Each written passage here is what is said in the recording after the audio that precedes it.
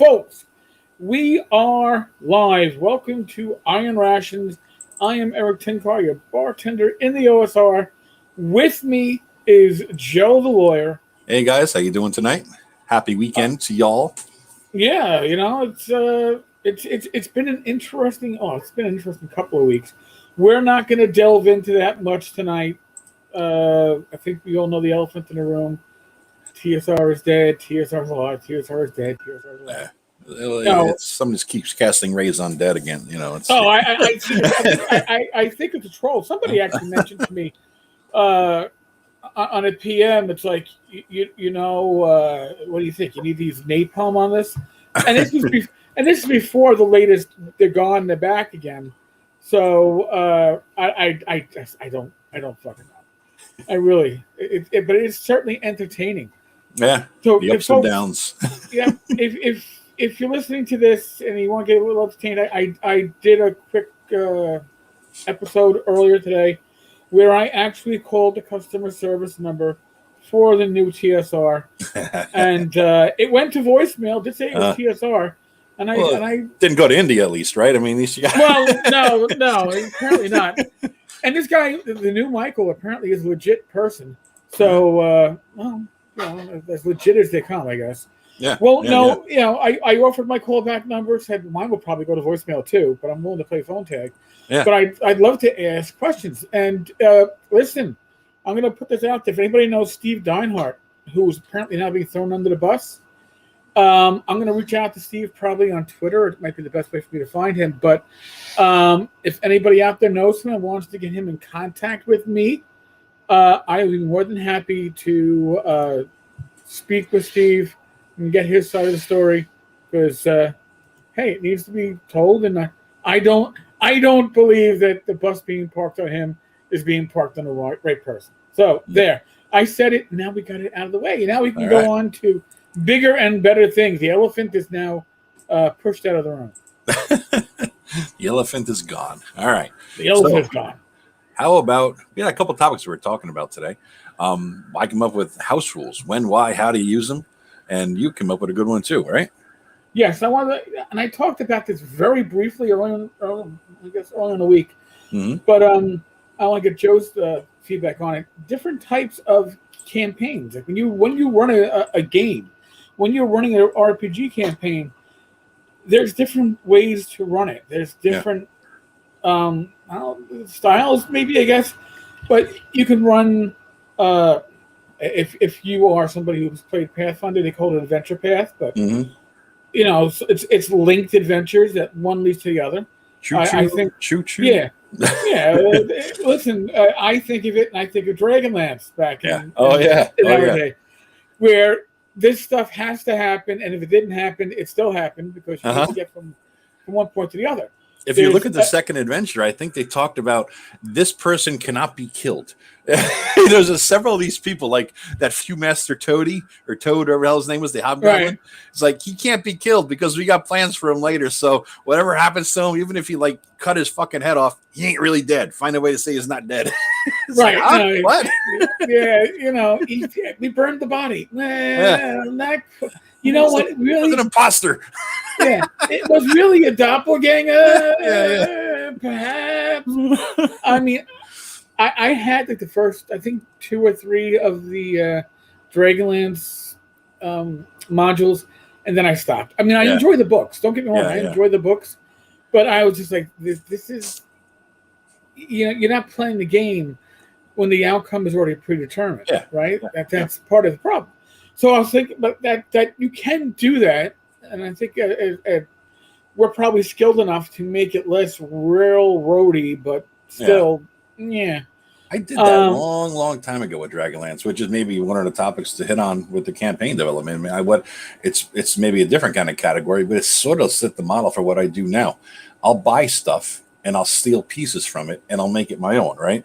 And so I try that way. There's no railroad. Like I did this thing with Dragonlance, and this was in my late teens. I think my sister was still playing with us. We hadn't killed all her characters yet into oblivion, so she was happy with us. So we played the campaign, And I just took bits and pieces, and I had a sort of a interplanar travel thing. And his characters, my brother and a sister and the other guy, their task was to stand in as like mentors and trainers for the other guys. So you had Karaman and Raceland and all those guys. And so I knew the structure of the novels because I loved them. I read them multiple times because Raceland was a god to me, right? Because I'm a magic using love and geek.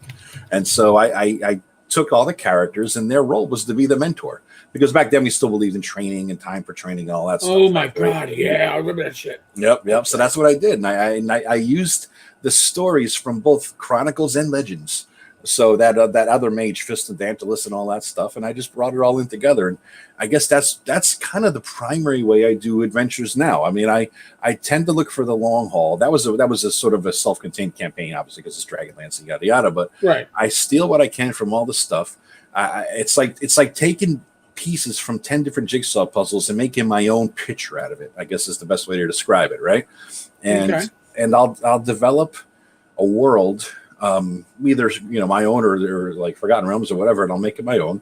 And I look at my job as a DM to the setting is mine, and the big overarching history of the nation's world and regions is mine, right? And so I know what's going to happen. I got a timeline in terms of that, and the players can interact on the local level. As they get higher, they can interact on the national level, and as they get higher, they can interact on the world level, right?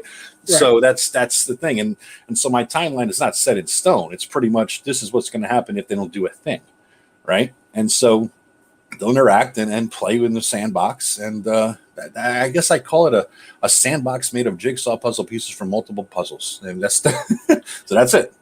Well, and that's actually pretty interesting, because that's not a style I would have even have again. And I think I look at four main styles.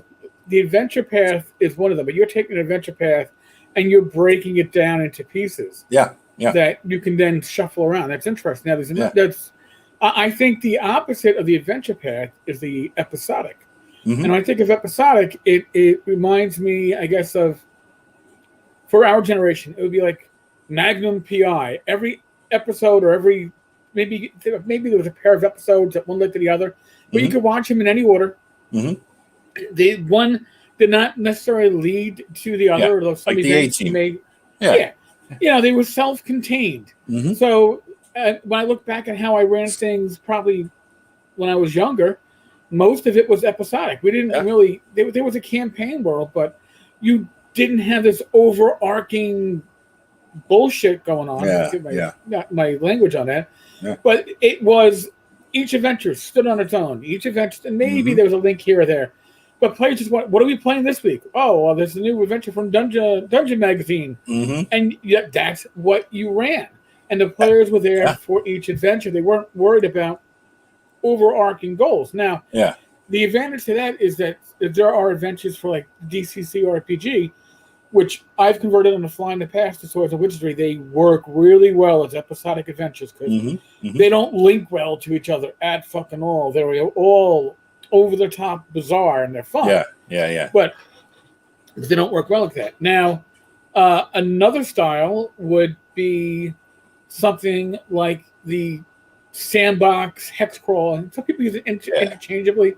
They're not really interchangeably, because a hex crawl is more about exploration, and a sandbox is more about finding. Like you decide which hints, which little leads to follow up on. In a sandbox, whereas the hex crawl, it's like, all right, we're exploring a strange new world, but they both require a lot of improvisation and prep on the part of the GM, and it requires a lot of input from the players. And sometimes players don't want to put that much into it. They want to experience the adventure. They don't want to generate the adventure. And that is a down part. Now, I think the first one, though, the first one you talked about, I think that fit with the BX and AD&D style. Because when you're doing it, you're buying modules. That's what we did. I knew I didn't have the capability to make my own shit at age 15. I just started, right? And so what are you going to do? You're going to go to the Walden books. You're going to sit in the corner. You're going to secretly so the guy at the register doesn't see you. You're going to slit the top of the fucking module with your fingernail. You're going to pull it out. You're going to read it to see if it's any good, and then you stick it back in if it's not. So your brother blocks the view of the guy. There's no cameras back then, right? You put it back on the shelf. So you bought these things, and you didn't know where there was no connection, like you're saying. I know now they try to make the connections. There was like the B123 adventures that they try to connect them all. Rahaj, the Palace of the Silver Princess, all that shit. Oh, yeah. The B129 collection tries to do that and doesn't really do it. Well, it's pretty poor. But now, have to remember too, back when we started, not necessarily with the D&D adventures, but the AD&D adventures were all written initially for convention play. Yes. So A1 through 4 were all convention adventures. They were linked. Yep. But the links were tenuous, and they gave away a shit ton of magic because the assumption was it wasn't a campaign. Yeah. So there was that. So that's another issue. Now, I would throw out the fourth of these major styles of running a campaign would be mega dungeons. Yeah. And for the busy DM. You buy it, whether it's Rappanathic or that Waterdeep, the dungeon under Waterdeep Mountain, Under Mountain, whatever incarnation of Under Mountain. I know the newer one is pretty good. I got it, and the older one I didn't like it so much, but yeah, whatever it is, it's the DM's friend, Barrow Maze, whatever it is. And I think Barrow Maze, by the way, my vote for the best old school mega dungeon. Barrow Maze is unique because it's a mega dungeon that you can easily break out into separate crypts. Yes. Just the way it's designed. So it is manageable. It doesn't overwhelm you. Now, if you want to be overwhelmed, and I will admit that thanks to the generosity of the members of the community for using my drive-through RPG affiliate links, I had enough money to get the Halls of Arden Vul complete in print. The who is of what? The Halls of Arden Vul complete. This came out. What the fuck is that? You got me on Google. Halls of, how do you spell that shit? ARDENVUL from Expeditious Retreat Press. Came out, I want to say about a year ago. Came out in April of 2020. No shit. It is a 1,120 page mega dungeon. It's like, I think 520 pages. Holy shit, I'm looking at it now. Mother God. 2,162 encounters, 14 factions, 10 levels, 15 extensive sub-levels, 7 exterior locations, 149 new monsters, 332 new magic items, 69 new technological items. There's the game breaker. 44 spells, 189 new books through which PCs can gain an understanding. I never heard of this shit. Where the hell did this come from, man? 140 original pieces of art, 28 full-page illustrations. Holy Christ. So here's the deal. I actually own this in print. It was I was like $500 or $600. It was ridiculous. It was a lot. However, the PDF is normally $109. Until tomorrow morning, it's $43.50. It's the deal of the day. But there's an interesting thing. If you go to the drive-through page and you scroll down, when they suggest other purchases that you can make with this product, why is it not showing up on my page? There we go.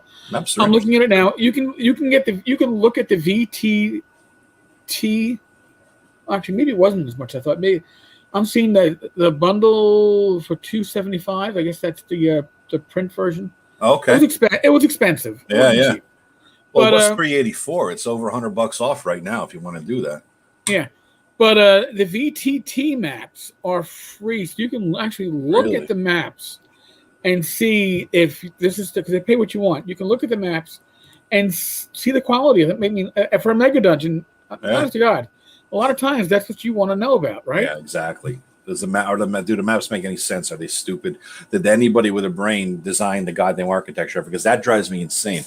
That was the problem with Maslowski's bullshit Dwimmer mount. The maps never. Who the hell would design something like that? Why would? That's one of the problems. One of the many back then, But it's like, who would design? What architect would do something like this? I hate the word verisimilitude, but it makes sense in this case. It needs to hang together. What are the orcs take a shit? That kind of stuff. It has to be there to me.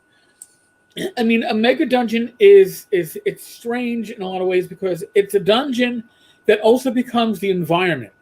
All Yeah. right, so in a way, it's a bit of a hex crawl, but it's a hex crawl with limited options, and it's not 3-dimensional. Well, it is, but it isn't. So you kind of, if you're a DM that doesn't plan to read 1,120 pages, God. At one thing, I know I haven't. I've barely cracked these books open, but here's the thing: you can crack open just enough to do. Well, your party's going to get this session, and maybe if they push it, maybe a little bit beyond, and then you can be ready for the next session. It allows you to take things piecemeal. This is the extreme version of a mega dungeon, and it's got very good reviews. And it does. I've heard arguments. Bad Mike will be the one that will define a mega dungeon as a mega dungeon is a dungeon environment that your party will never complete. It's just too big. You get bored too. Eventually, the players get bored. That's why Barrow Maze was good, because you can get a sense of accomplishment in it, complete it, leave, and say, "I did a good job here. That was fun. Let's go on to this next thing." Now you're not stuck in there for 48 levels. You know, right? You can leave now. Like Ramp and Athok, we did that for a good part of our campaign, and then you're right, it petered because it becomes repetitive. We did that. I did that with Castle of the Mad Archmage. Also, I ran. Now, to me, I consider a mega dungeon if you can do the majority of a campaign in the dungeon, it's a mega dungeon. Yeah. Temple T1 to 4, Temple of Elemental Evil. I've heard it's not a mega dungeon. You know what? It gets your characters from level 1 to level 7 or 8. Yeah, that's a mega dungeon. That's a campaign arc. Yeah. To me, that absolutely. Usually, I mean. What else? Lost City of Baracus. My party got up to like level 5 or 6, drove off a dragon, losing half their party. And they decided, and now honestly, probably about 80% of the adventure was left untouched because the campaign ended after that because they decided on their own, we are never going to ever accomplish something better than driving off a dragon and getting to keep some of its hoard. And we know the dragon's going to be looking for us. Let's get out of Dodge. So let's end this campaign on the high note, not when we get fucking killed. So I think the mega dungeon provides an opportunity for something that's really, really fun, and that other types of things don't. Is if the DM wants to get into this thing, competing adventuring groups. So if you got Hamlet, right? There's one thing to go back and forth, and it's just you, and nobody else knows about it. But what if other people hear about it? What if it's bigger than Temple? What if it's Phandalin, the setting for 5e, but you drop Rapanathak in there like I did, right? So it becomes a place where competing adventuring groups can hang out at the watering hole. And as Adventurers Guild gets established, and if the competing adventure groups are hostile towards you, because of course you're competing, right? If they're of the non-good alignments and they ambush your ass on the way in and out, that especially when you're weak coming out of the place, right? They know where you went in, you ambush them on the way out. That makes for a fun thing. And the competition, you get back to the bar holding up the demon's head or something, and the other one's, look, bragging rights, hanging on the wall, the Adventurers Guild. That whole interaction, to me, is really, really fun, but it requires a lot of NPC work and all that kind of shit too, though. Well, and here's the thing too, like with the mega dungeon, how serious are you going to take it? Castle of the Mad Archmage is one of those wacky funhouse style mega dungeons. You don't take it serious. Which is why when I ran it, one thing that we always tried to do was, all right, we're ending the session, party retreats out of the dungeon, because it was a drop in, drop out. Didn't always know if we were going to have the same players the next session. And we had the running gag of the town guards who were watching the entrance to the dungeon and had to get bribed to allow people in and stuff like that. And again, how serious are you going to take it? I think Barrow Maze is a bit more serious. Yes. But yes. That leads to one thing in terms of the in and out and starting and stopping in the same session was a type of hex crawl that I checked out a while ago. It's the Western Marches thing. You ever hear that one? It's real different. It's like, and I've seen it done online because I was wondering. You read about it. It's like, okay, the party decides where they're going to go. They set their goals, their objectives. They head out. They first pick up hirelings or whatever. They head out. They do their thing. They come back all by the end of the session, and it allows for pickup games of whatever players show up that day are the ones that start. it requires you to be in and out by the end of the session. If you can't make it back before the session's over, you do some random rolls to see if you know, what happened to you on the way back, kind of shit. Jason Hobbs runs that a lot. I watched some of his games. It seems to be that the technicalities of, I don't know, maybe the way he did it, but I think it's the technicalities of the style lend itself to, it's not a campaign. You're always, if you're heading out of the city, you meet your 6 or 8 hexes, you come back with whatever shit you came back with, right? And It builds, every group that goes out builds upon the knowledge base and the exploration and clearing of the map and yada yada. But you just never feel like you're going anywhere. It's like Vietnam ranged out patrols. You know, you're doing a 5-mile patrol, you come back. You know what I'm saying? Because you don't have an overarching goal. Like in the Mega Dungeon, you have a goal. Yeah. You know, you're going in and you're trying to defeat stuff. In Adventure Path, there's a goal. You're in this adventure path because you're trying to get to the end of it. Yep. Even with the episodic, there are individual goals for each of those pieces that you're playing. But when you come to something that's more of the hex crawl sandbox, and listen, as an old school gamer, I've run it, and I'll be honest with you, it's hard to run, especially if you don't end a session with, all right, and what are your goals for next session? Because if you don't do that, then as a DM, you're running by the seat of your pants, and that's rough. Yeah. My brother just sent out a text on that. Funny you say this. As I was sitting there chowing down a wrap before the show, because I was running my ass off all day here after work. I'm sitting there, chowing this down, and my brother texts us. So is anyone going to answer? And I'm like, what the fuck did he ask? So I scroll back up. He asked us what our character's short-term goals were because he's running a sandbox in the city of Waterdeep, and we're heading back there from the jungles of Chult. And I guess he'd asked us a while ago. I looked at it, data, blah blah blah, got shit to do, forgot all about it. So I'm like, oh crap. So I'm starting to respond to him what my guy's short-term goals are, because it is a necessity for the DM. If you're doing a sandbox, you throw out the 5 or 10 options or whatever it is, they can do whatever they want, but you got to have a clue. You can't wing a good sandbox. You got to have a clue what's coming.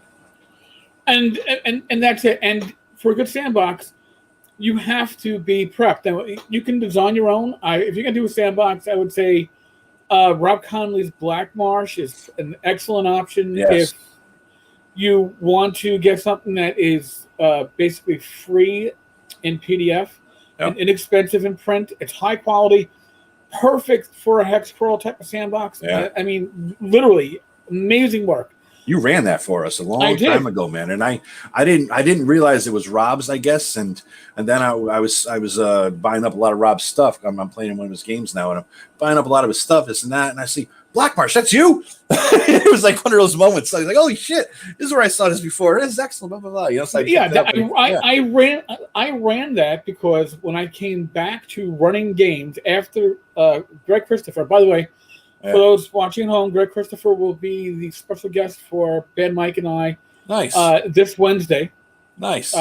Ambition and Avarice 2nd edition is releasing. I play tested.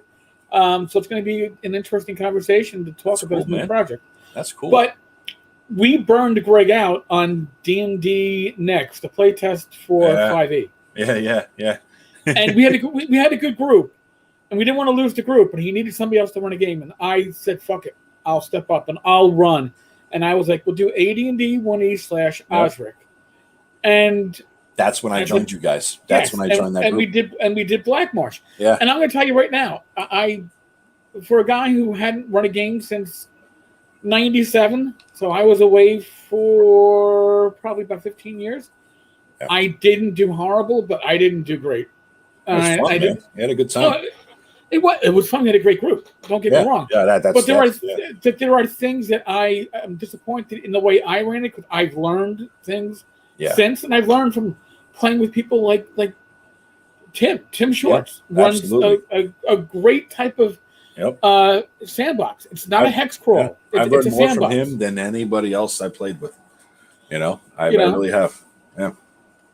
Yeah, he's a great DM and a great writer. I mean, we got lucky. We played with a lot of groups. I mean, we played with Tim, great writer, great DM, really creative. Matt Jackson, he great fucking maps. Rob Connolly's Black Marsh. Matt does the maps by hand, the Thatchers. Rob does some of the best overland mapping I've ever seen. Oh my god! Intense. He does shit that he's a computer guy. He does shit that nobody else except maybe Alyssa Faden or someone, but she does it by hand. He does this stuff on a computer with the programs, and he comes out amazing. He's working on some shit now that's going to blow the fucking minds off the people in the OSR. I can't wait till it comes out. This shit he's doing. He has this technique. He's grabbing from all over real geographic areas, and he works it into his actual maps that he's doing, or real ones over like Google mapping it around. Oh my god, incredible! Yeah, incredible shit. Listen, you and I are blessed to know a ton of talented individuals. Yeah, and you know, it's one of those blessings that you're like, wow, if I didn't know these people, I wouldn't have half the gaming abilities and skills that I learned over the years. Because a good game master, or even a good player, learns shit from those that they see around them. Yep. And you know, not everything that another GM does that is excellent is going to work for your style. Yeah. But man, there's nothing like seeing a great DM at work, because it becomes immersive. James Shields running his Star Wars D6 at North Texas. Man, it became immersive.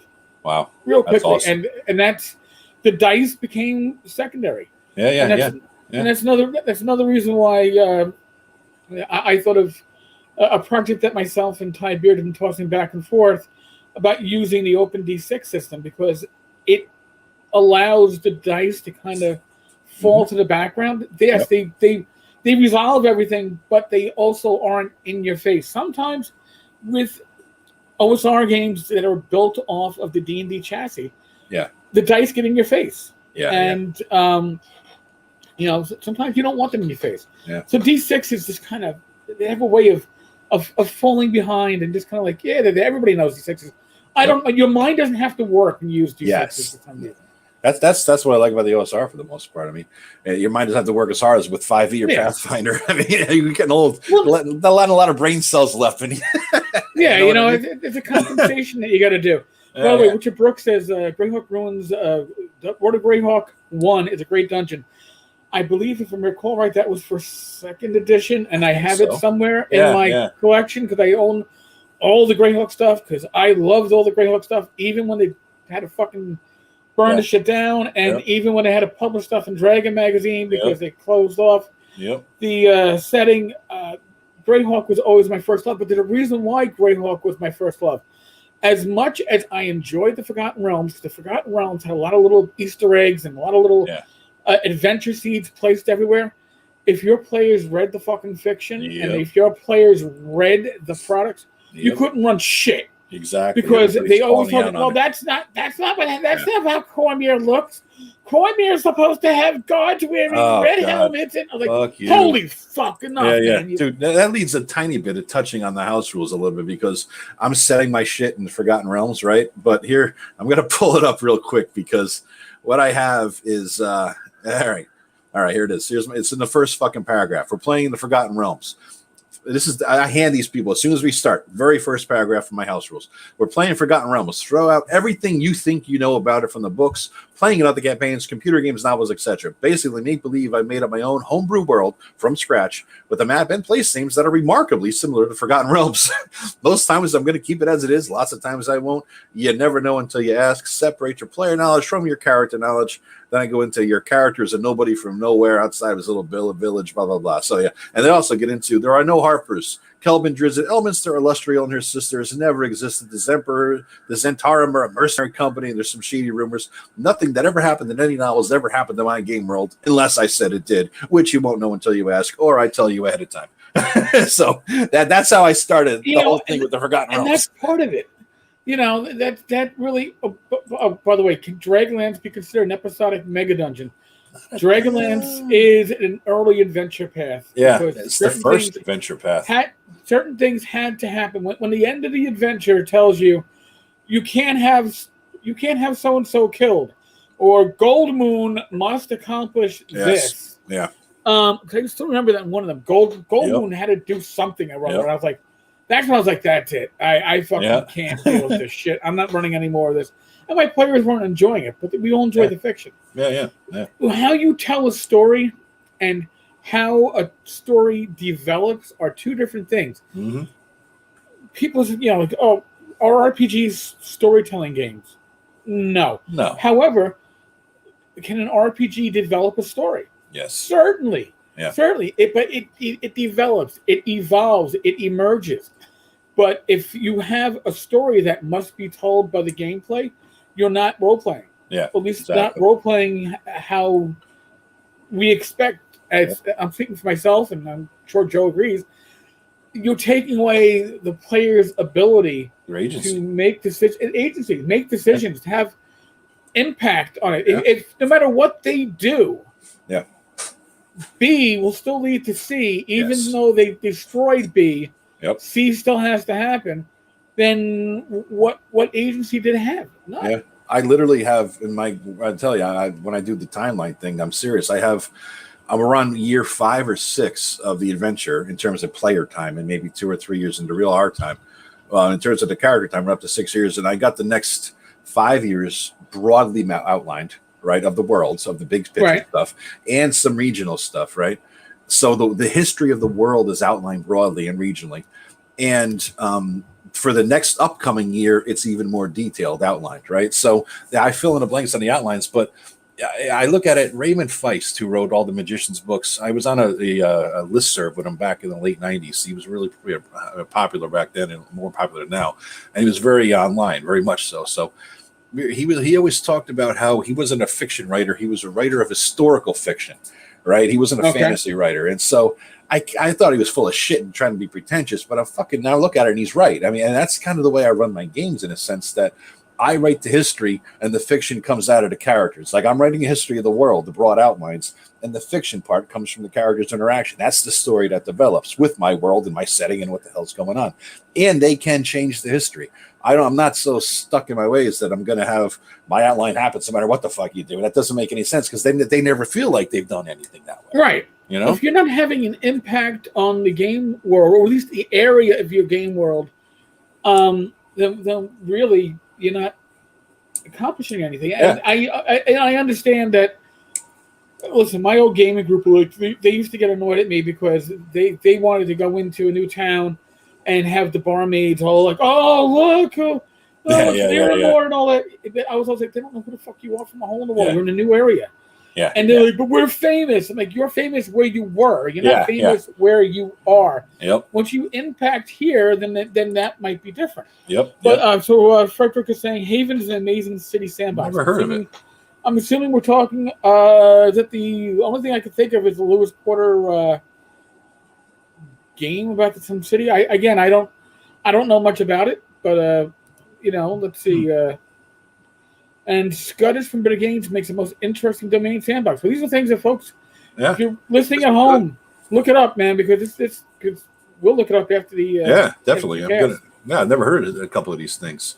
The name of the sandbox by Better Games. I don't know.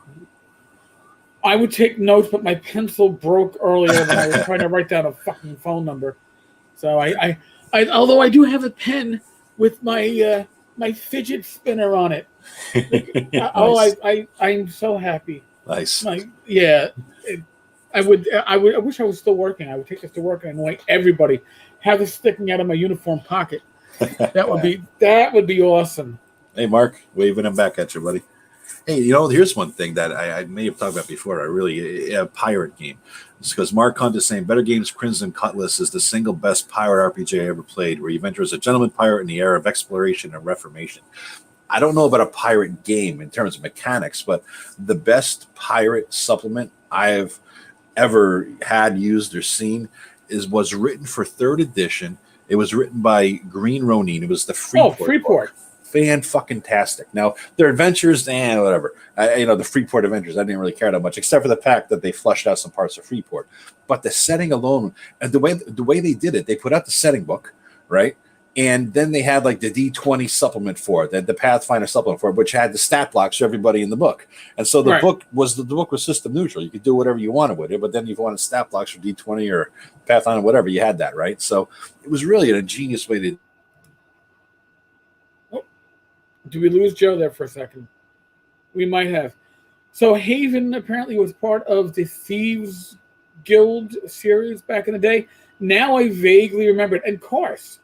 Course was a Big Nicodema Press from back in the day. That was a very nice supplement, along with Thieves World. These are great sandbox type city environments. So let's see how long it takes for Joe to return to the stream. The silent Joe.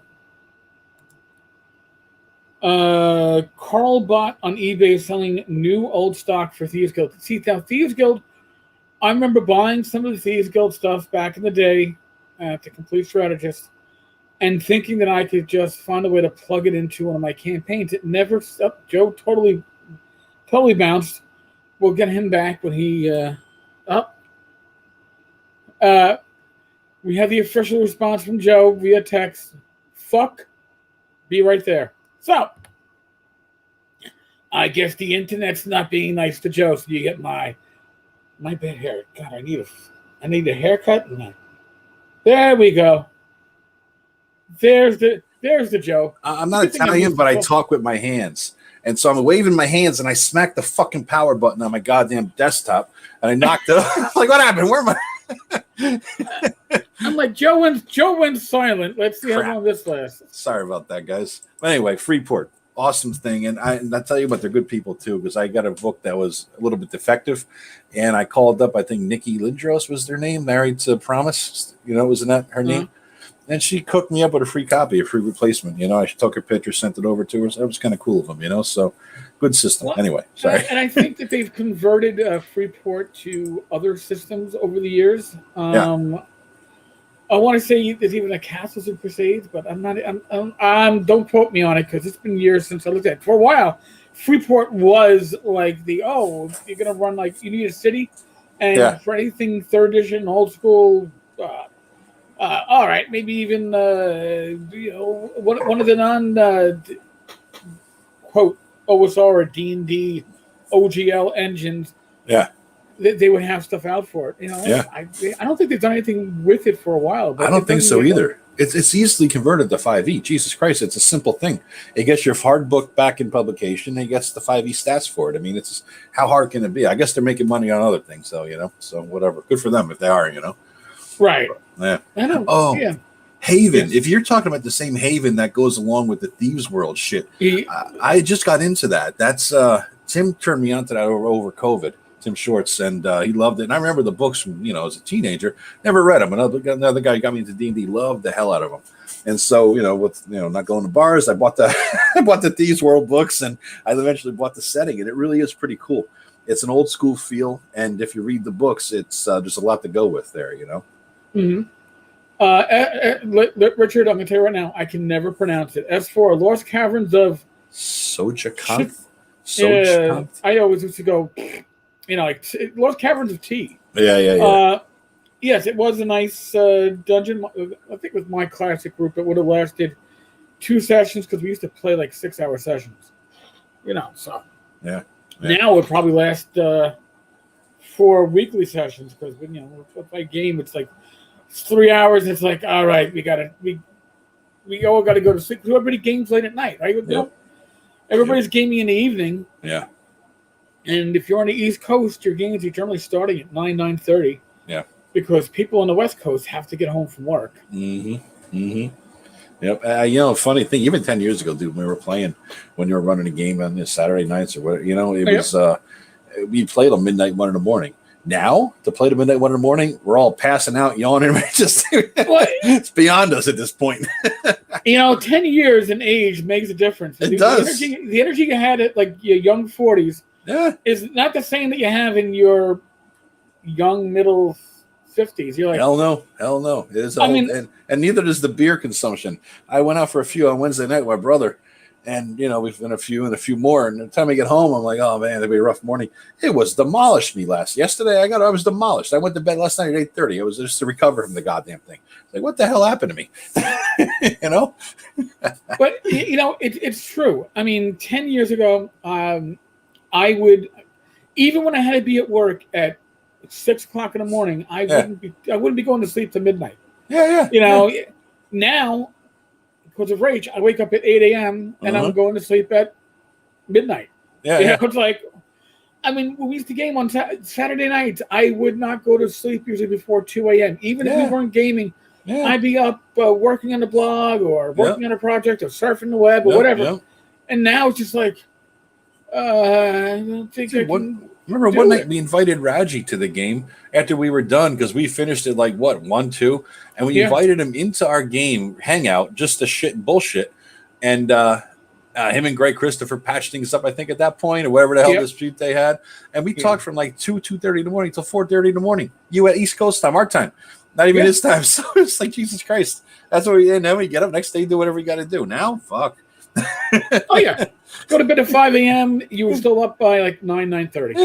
No, forget about it. Now, if I go to bed at 5 a.m., it's like, Jesus Christ, man. 12:30, I think that affects. You'll be like, that affects the game that we do too, I think. I mean, let's face it. I mean, episodic things are what we did when we were kids because we bought the module and we couldn't have the capability of anything else. I didn't even know what a campaign was. My brother kept talking about doing something called the camp. I didn't know what the hell it was. It never made sense to me. I learned that later on in life, in college or whatever, understood what it, pretty much through Dragonlance, something like that. So then my first campaigns are all railroads, but only now am I finally, I feel like I'm doing okay as a DM in the long-term shit campaign-wise and making things hang together on the big picture basis and using, real-life knowledge and how things work and all that. You do shit when you're a kid. It's stupid. You look back and it doesn't make any sense, right? But now it's kind of making sense, but I have the time to do it, too. How many people have the time that I got as a 50-year-old dude? You got family, kids, commitments, work, blah, blah, blah, blah, blah, right? I mean, I got the time to do it, so I had no family, no kids, right?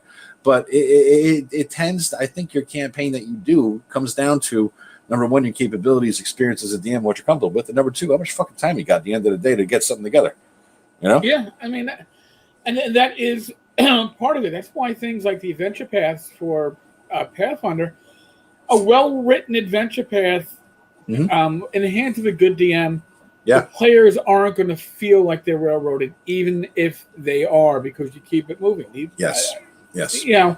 And that makes it easy for the DM because you know where your party is going to be. You can keep one step ahead. Yeah, they can't go too far off the rails. Episodic, you there's no worry about being ahead of the party because you're going to go adventure to adventure. This is what's next, and maybe you give them an opportunity. Oh, well, listen. Do you want to go for this red herring or this red herring? Yeah.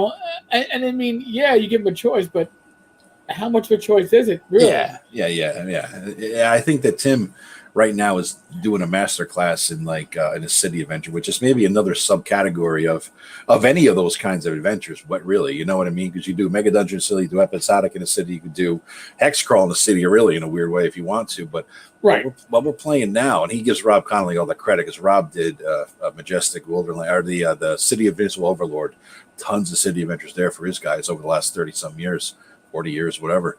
And what Tim is doing is he has a City of Scorn, not that big, thousands of people, though, a lot to it, factions, powers, but it feels intimate enough that you are in an actual city. And what he did with my guy, at least, we were doing a lot of one-on-ones over the past year.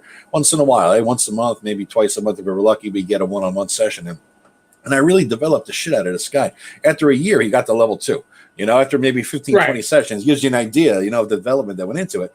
And he's just a scavenger. He's a scrounger. He's a thief, but he ever does thief shit. He just looks for scrap metal, makes stuff, and he gets in adventures along the way. And it's just been so much fun developing the nitty gritty of a guy. I think only Tim and I like that level of nitty gritty, the people that I know. I mean, just what does it cost to live and how much scrap does he get from this junk pile? And who does he know with the local watering hole? And he has a fucking day job. He's a sewer worker. He has a fucking day job. He was designed around a goddamn folding shovel. This whole adventure, this whole guy's class. And so we got this level of development. Now, what he did with other guys, because he brought this guy into his big city campaign that he just started, right? He says, we'll have Snickle in there. I said, yeah. Snickle, by the way, name of Matt Jackson's favorite character. And Matt Jackson hates gnomes, so I named my gnome Snickle. Man. Anyway, he brought the other few guys into the game, and he ran some individual sessions with them to give these guys a background in this city. So the city feels like a living, breathing place to all of us already before we even met each other, right? We all come together for common purpose within some organization that we're working for. And we have developed contacts, connections, knowledge, not just a knowledge role. Do I know any bartenders in town who might know this? No, we know the bartender because we role play with the guy, right? And so we have this knowledge of the city that's all different, and we could break up and do some investigation and do what we got to do separately, using our own contacts. Then we all come back together and do the big adventure. It's goddamn fantastic. I mean, it's like you're saying before, you learn from the best people who DM. You learn everything you can from them, man. It's been fantastic. Well, here's the thing, too. Running a city adventure or running a city sandbox, is what you're basically talking about. Yeah. It can be a lot of fun, but it requires a highly skilled GM, because it does. Not just you need to be able to improv, and you need to be able to improv and keep shit straight, because the moment you don't keep shit straight, your players will call you on it immediately. Trust me. You might think, I mean, there's a reason why when I was GMing and I was kind of doing a lot of improv, I would reward my players for writing up the session and sharing it online. And the reason was because having 3, 4, 5 players sharing stuff for XP meant I got to see the adventure through their eyes and say, okay, I thought this was a throwaway character that I threw out there, but all of them are talking about this encounter in the city. Well, now it isn't a throwaway encounter anymore, obviously. So that, to me, is a tool that I have used frequently to get really good feedback from your players without them necessarily doing it as feedback. If that makes any sense. No, yeah, it does. It does. I was blown away by, I went through all the list of people and contacts, because I keep track. I take notes in the game and who did I meet and where, and their names and what they did.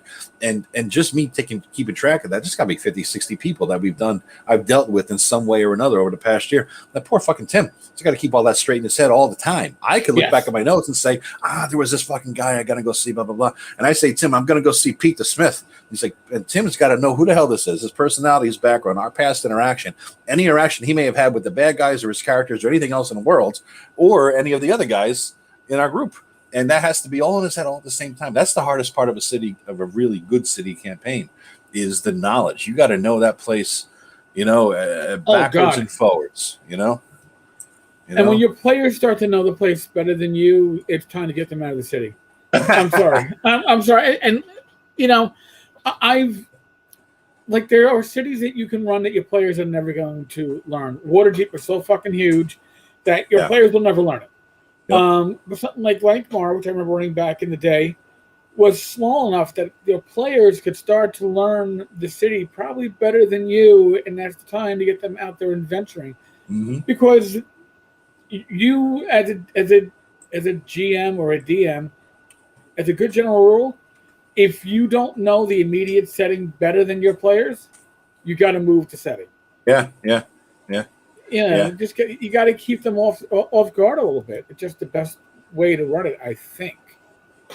As long as that's the hard part, because the players are going to sit there and obsess over the shit, right? They're going to sit there and talk amongst themselves like my guys do. They're always texting each other, goddamn it, trying to make plans, figure out what's next, and it's good because they give me ideas of what to do next and what they're interested in. Always listen to what they're interested in, right? But at the same time, they're talking about shit that they think is important, that you, like you said, you may not think is important. Next thing you know, they bring up, I'm going to go to Pete the Mailman. I'm like, who? What? Fucking, I'm looking back. Who knows Pete? Throwaway guy. Right. Yeah. That's why I'll be honest with you. If I am improving characters, and Joe, you know me, I like to play with voices. Yeah. I like to make a note as to what kind of a voice I was using because if I use the wrong one, the players will tell you. Wait, he sounded Irish last time. Now, what does he sound like? He's Asian. It's like, oh, Jesus. I don't know. Maybe I've been drinking. I didn't take the proper notes on that one because little things, little quirks. I've done facial tics for certain characters to make them more memorable. These are little tricks as a GM that I learned at actually, I think at one of my games at Gen Con back in my one Gen Con, I guess it was 93, 94.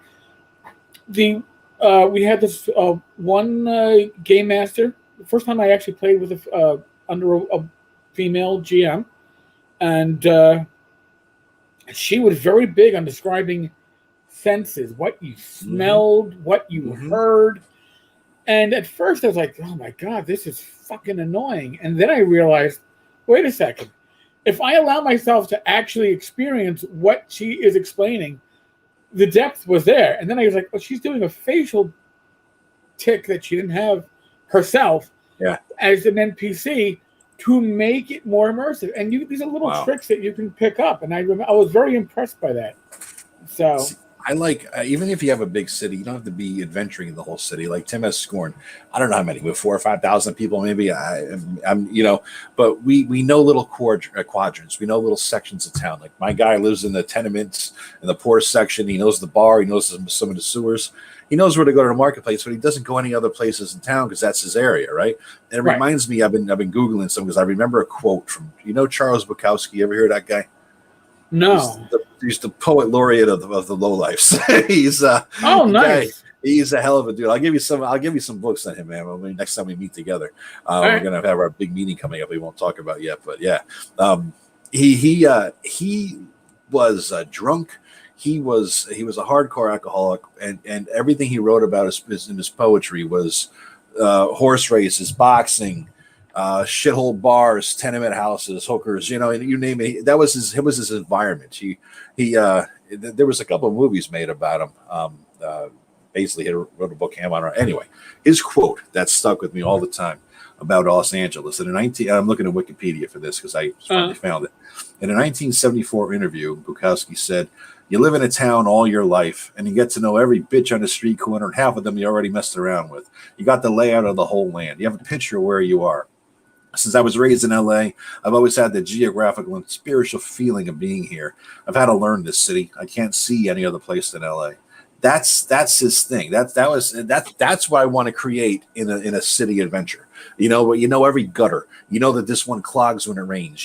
Every detail of everything. Sally, the streetwalker's up there, and she's only there on Thursdays. And how come she's there on Wednesday? And you made to talk to her. It's stuff like that. I want to know. I want to know everything, and I want that level of immersion. To me, that's the key to a good city. And you don't need to have a city of 1 million people.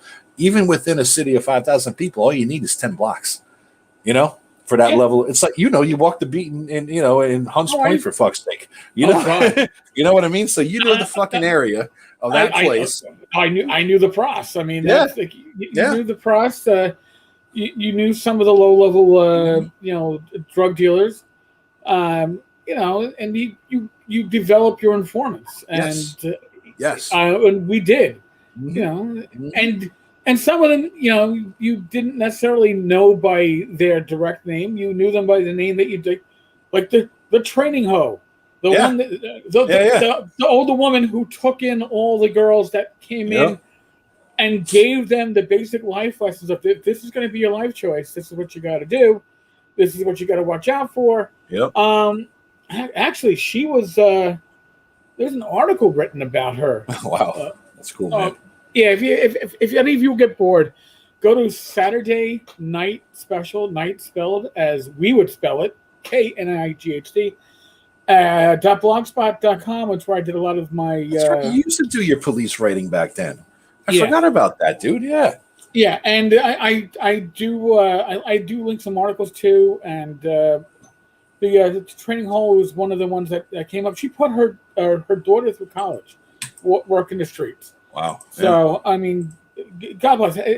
Listen, these are not life choices that you would make for yourself or your family or friends, but you got to do what you got to do, man. No judgment. But that's part of the reality too of even our escapes, right? Like, these would be throwaway characters otherwise until you give them a little hook. It's like, well, no, she's not just a prostitute. She's the one that takes it upon herself to give these girls an orientation when they hit the streets of how not to get killed, and how not to get beat up, how not to get raped. Yep. She takes it upon herself. She didn't get paid for this stuff. And she was like the mother, and you can easily do that in your own campaign, and you'll be amazed if that became a source of information. Somebody like that, your players will go back because they have depth. A lot of times, our NPCs don't have depth, and that is why they are one-trick ponies. And you don't go back to them. But once you give them a little depth, your players will latch on like a hound dog. Absolutely. Especially if you have multiple interactions. That's where the depth comes from, the finding out about them. You're sitting there talking to the bartender, not because you want the lead or you want the information about the whatever, but you're just talking to the bartender. See, this requires, the City Adventures necessarily require characters who like to role play a lot. You know, there are some times where I'll play with Tim and we'll just 3 hours of role play. There's no fucking shit happens. You know what I mean? And that's fantastic to me. Now, if you want an out of the box city setting that you could steal, there are two things that all you got to do is watch fucking TV, right? If you ever watch these two different series, one was both on HBO, I think. One was called The Deuce. It was about Times Square area, The Deuce in 3 different time periods. I think the early 70s, late 70s, early mid, and then early 80s. And over a period of time, they follow these characters. Each season had a different, 3 seasons had a different time period. These characters were fucking real and raw, right? You could steal every goddamn one of them. The other one, The Wire. I don't know if you've ever seen that yet. I've been talking to you about that thing forever, dude. I've had another friend talk to me about The Wire, and that's it's like, I've never sat down. I got to sit down and. Oh my God, Eric, you'll love it, man. You'll love it. It's the police and everything else. I mean, the characters in that thing are so fucking real and raw. And the other guy here is who is it? Mike is saying Hunt. Mike Hunt is saying. Hunt, yes. Fucking Lankmar. You know, Lankmar is the shit when it comes to a city. I think. Lankmar is an amazing setting. John Miller, I'm sorry, was saying it. Lankmar, if you read the books, you have a level of immersion and understanding of how the thing works, right? You got that Bukowski level of I know every street corner and that kind of thing. And then if you have the books, the second edition Lankmar is the best version of it. I bought the DCC, the new one that came out that they published. It's good. It's good, but I think. It gives you more detail and it keeps more of the books and it gives you a lot more info. But I still think the second edition AD&D version was the best. I really do. And nothing against DCC because that's really great stuff in there. I think that the DCC one has more story hooks if you want to get inspiration from it, whereas I think the AD&D version is a bit easier to handle and run as a GM. I agree, but I think it's a bit more bland. So I think a combination of the two would be fine. I ran Lankmar. I ran Sanctuary from Thieves World. That was a great sandbox style. Sanctuary, you're right. It's not Haven. I misspoke before. My bad. Well, Sanctuary was Thieves World, wasn't it? Right. Haven was Thieves Guild, if I recall correctly. Oh, okay. Thieves Guild was that other system that was all about just thieves. And if you don't want something that was IP that was created for fiction like Thieves World, Karst, also by Nicodema Press, was an amazing. Karst was fucking amazing. And I have that in print. You can steal pieces of that and throw it into any urban environment. And it just goes so fucking well. Yep. It's an awesome thing. I managed to pull that off, and when I got a huge haul from a store that was like in the back corner in a box that nobody wanted. I'm like, oh, give me that $100 for like probably what's worth $5,000 right now. All the shit I've ended up with there. It was fantastic. It was fantastic shit. I ended up with that, Macamia. And Ray Feist wrote some stuff for Macamia Press back then before he was famous as an author, which is kind of cool, And that's where he set his fantasy books in. So it's pretty fucking cool, man. Really pretty fucking cool. And it's again, I love cities and I actually enjoy running adventures in cities. It's just that I know people who can run a whole campaign in a city, and I can't because to me as a GM, the amount of moving parts so close together is difficult for me to maintain my ability to keep the players immersed. Also because the don't split up the party goes out the window in a fucking city because everybody's like, well, I want to go to the I want to buy potions. Well, I need holy water. Well, I need to get scrolls. Yep. I need my armor repaired. And everybody goes off in fucking different directions. And now it's God. You gotta like that kind of game, because that's definitely what's going to happen. Tim is running us through it, and we had an objective. And since we all had different backgrounds and different contacts and different levels of knowledge about the place, we all said, "All right, I'll go here because I know a guy. The other, I'll go here because I know a woman. I'll go there because I think I can figure something out at the bar. I'm gonna go scope out the." And it was this boom, and Tim's like, "Fuck." We're all gone, but it worked out because we all came back with the interesting knowledge. John says he's campaigning for an OD&D Lankmar campaign. It's so helpful. No problem, man.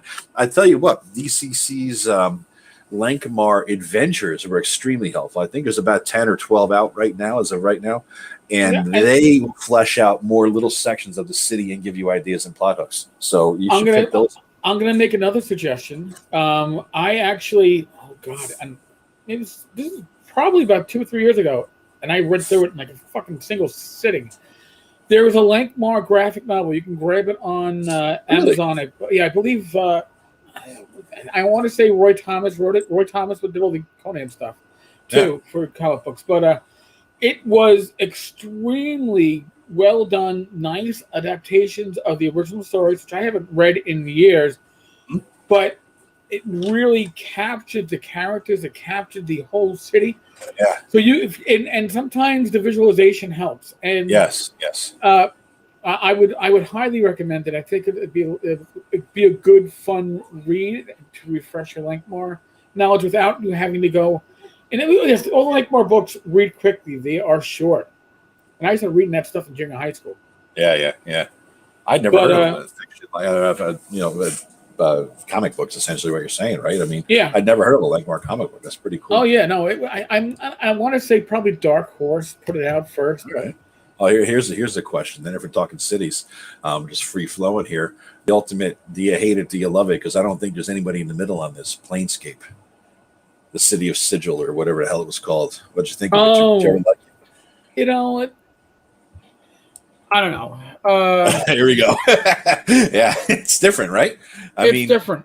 The way it worked was weird because it opened up. I mean, you always had this sort of the middle of, if you look at the AD&D books, we got all the planes of existence, the inner planes, the outer planes, hell, Hades, all that shit, right? And then in the middle was where nothing existed. I think that's where Planescape was set, the city of Sigil, run by the woman, Lady of Pain or something. That was a hard setting to run, as much as I like the idea of it. And by the way, I don't see the singular compilation, and I see used prices for the shit for the comic books. Fucking ridiculous. Really? You should have saved it up. Could have retired with it earlier. Well, I never had the individuals. I had the graphic novel. I'm just trying to find the graphic novel because it was I thought it was well done, but I don't see the graphic novel up on Amazon at the moment. And that same for me, maybe eBay. I mean, something like that. You may pick it up on eBay used or whatever if it's not in print. Yeah. The thing with Planescape is that the thing that threw me at first was the jargon. You had to talk like you were somebody from, 1830s England. I didn't understand the lingo. I don't know where the hell it came from. But I'll give them this. It was fucking inventive as hell. It was one of the most creative settings that was TSR, I guess, put it out. What TSR ever put out. I think it was extremely creative and unique, and they were just pushing boundaries there, which I give them credit for. They weren't just copy pasting shit from one setting to another, Right. All right. I'm going to stand corrected. It was Mike Mignola and Howard Chaikin. Okay. That apparently wrote about. I don't see the individual graphic novel. Here's John Miller just said that. John Miller says, I just bought the Mike Mignola comic book from eBay, waiting for it to arrive. There was an old Harry Chaikin one from the 70s. There you go. Yeah. There you go. It was a really enjoyable read, but there was a graphic novel. I got the whole freaking thing in it. Yeah. And I don't see it. Oh well. Yeah, that's cool. I wish you luck with the Lankmar campaign, man. I did post stuff somewhere. Let us know how it goes. I think Eric, you're always looking for people to post stuff on your blog, right? Guest posters or something like that. I'm always apt to take a guest poster. You can we can reach out tankarstavern@gmail.com if you have some ideas that you want to put up. Sundays are already got a constant guest poster with Chris Dodgill.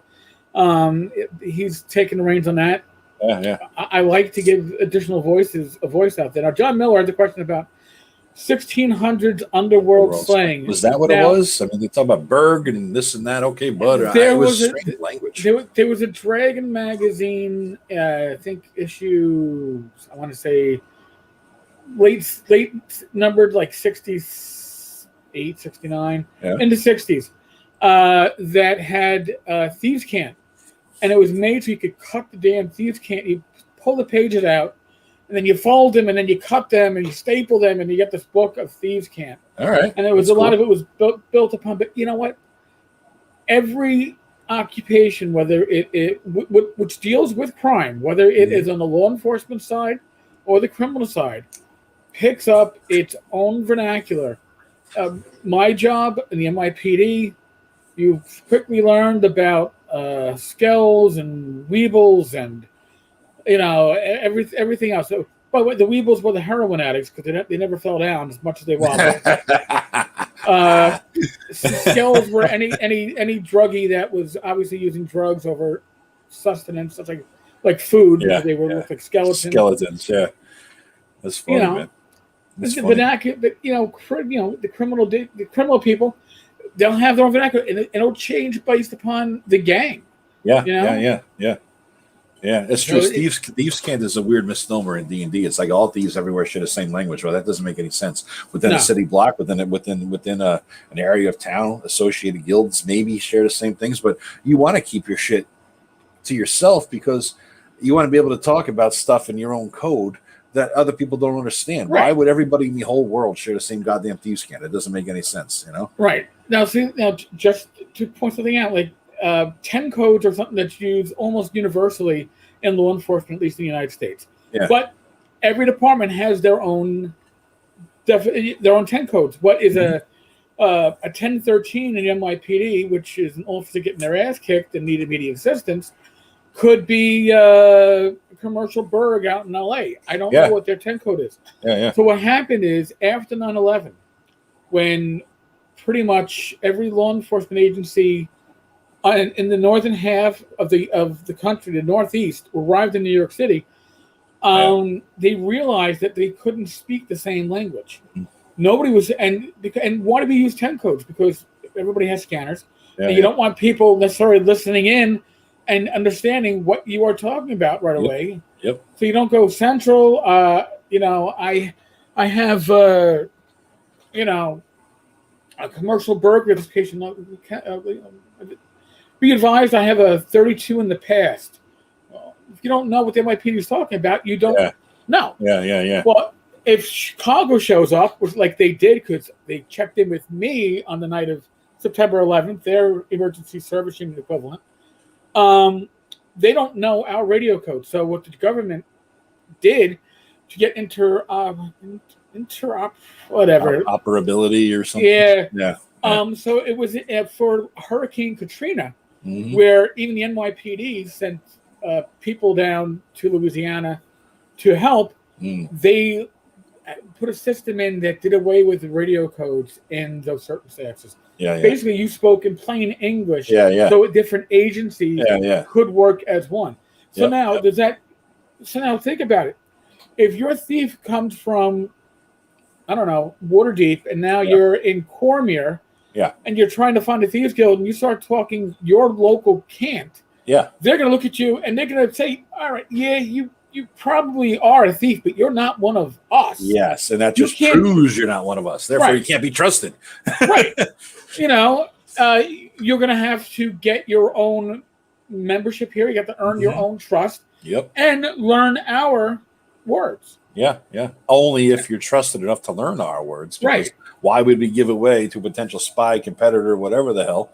I can't think of Gary Gygax. He put out a lot of those books with Troll Lords. I think somebody wrote them and he put his name on them for the most part. I don't know. But they were decent. I remember seeing him in Complete Strategist, actually, and I kick myself now for not buying them then because they're probably worth a lot of fucking money now, man. Probably. Mark, Dragon 66. You're right. And you know what? Dragon 66 holds a special place in my heart because it was the first issue of Dragon I ever bought. Nice. I bought 66 and then went back and bought issue 65. 68, 69, bought it monthly. After that, 67, I had to go back and find, and then started buying back issues. But 66 was my first issue. Nice. And it holds. All my Dragon magazines, the fucking covers came off of the. I mean, they were beautiful to look at, but they really did tear off that shit staple job they did, man. Yeah, it was nuts. It was nuts. We didn't touch on. We did a lot about world building and this and that, and campaigns and history and yada yada, but we didn't touch on the house rule part.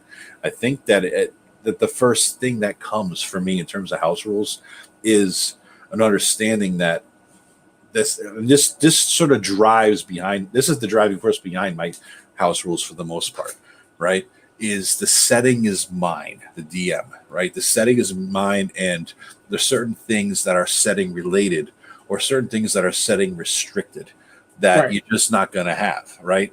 Just because you bought the player's handbook for 5e and it says that tiefling is a class doesn't mean you're going to be able to play a fucking tiefling, right? Certain races don't exist. Certain classes don't exist. Certain classes are modified. And it's not because I'm being a dick, except for bards. I'm being a dick. Fuck bards. Oh, but fuck you. I know you didn't say that, but except for bards, I look at the setting as sort of my purview, and certain things don't fit, right? Because tieflings relate to Asmodeus, and warlocks relate to Pax. Those things will set a different dynamic in my world than I want, right?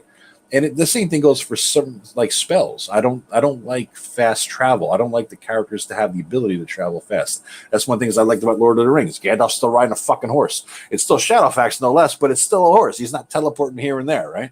And so I wanted to keep some of the flavor of that. So, teleporting is extremely difficult. Fast travel is really, really hard and expensive.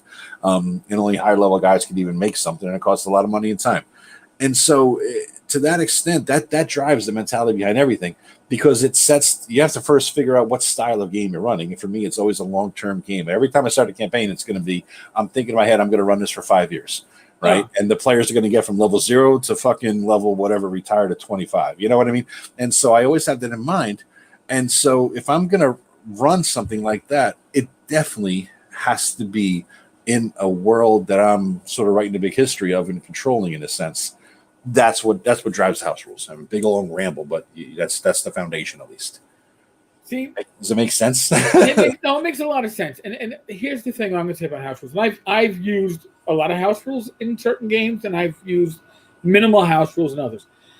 You have to let your players know what the house rules are up Absolutely, front. absolutely. I mean, I am not consistent in my house rules. I mean, my next game is probably going to be Swords and Wizardry, using a lot of stuff from the Basic Fantasy RPG supplements, and I'm asking my players, my old gaming group, we last played in March of '97. And I'm asking them, hey, we're going to do some of ETT once a month. What do you want? The four campaign types I brought up, and I was told so far it looks like they're leaning toward a mega dungeon / episodic. All right, that's cool. Which is fine. Perfect. Yeah, perfect. Right. And that's what but again, I need to know from them. And then when we do that first session 0, which I've always heard people go, session 0. And I was like, what the fuck is session 0? Session 0 is, listen, what are the party goals? I'm going to tell you, we're going to do a mega dungeon. Still, what are your general goals? And here are some of the rules that you need to know. One of my house rules are, for the most part, if you disagree with a ruling, mention it and drop it, and then we will discuss it at the end.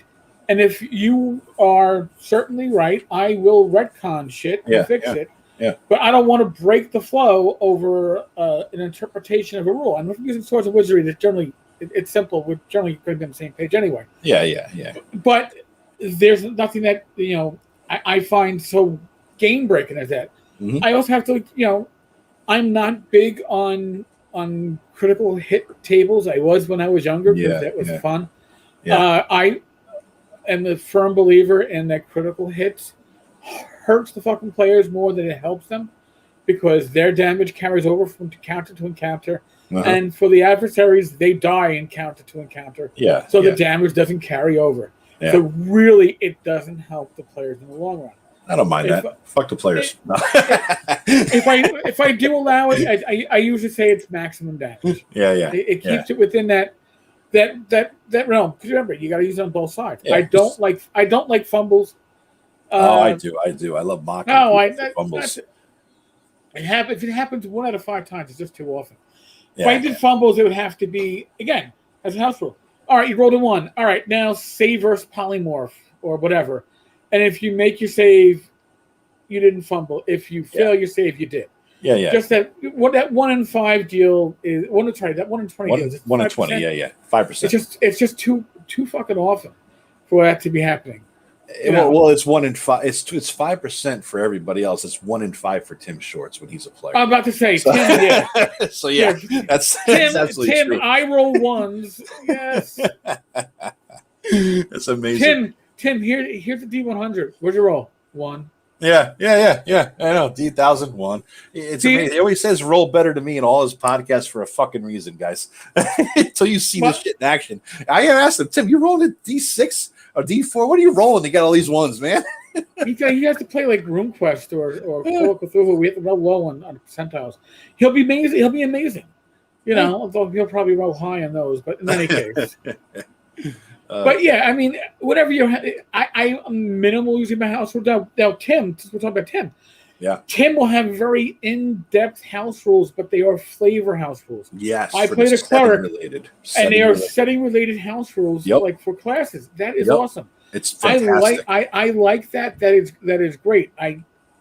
You're not so much changing the rules; you're changing the flavors, and that's awesome. Yes, you said that. Hold on, you passed right over that. Somebody just agreed with me and said, "Fuck bards." Of course, help you. That was at DM Kurt, and yes. Listen, there's a reason why I play lots of clerics, because clerics is the closest I can get to a fucking bard. Yeah. Because they are jack of all trades in the way we generally play them.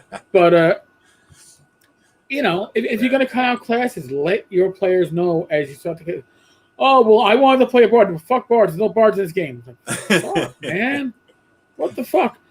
Yeah, I had to right off the bat. I do that, but the other it's not only the classes and races. What Tim does when he does his is, like I told him, I'm going to make a gnome up. He's like, well, I don't even have gnomes in my world. So he created an entire type of gnome with a culture and a background and gods and their particular traits. It's not your standard cookie cutter D&D gnome, right? And so he went through the time and trouble to create this stuff and give me a whole background full of flavor. He wrote up for every new character you run, he writes up 3-4 pages about your guy's back. You give him the basic, he'll give you the full in-depth stuff about him.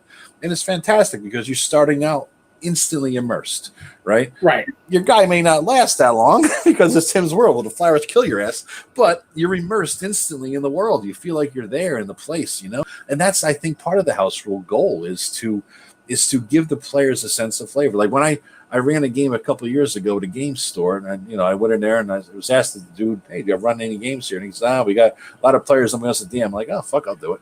And it was 5e, and so right. Knowing how my style of 5e is an acquired taste, I said, "Listen, have them email me, and I'll email them my house rules, and let's see how many people sign up after I see this."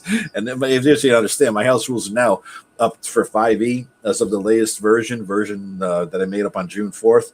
It's 12 point text, single space, 9 pages long. So that's the 5e house rules.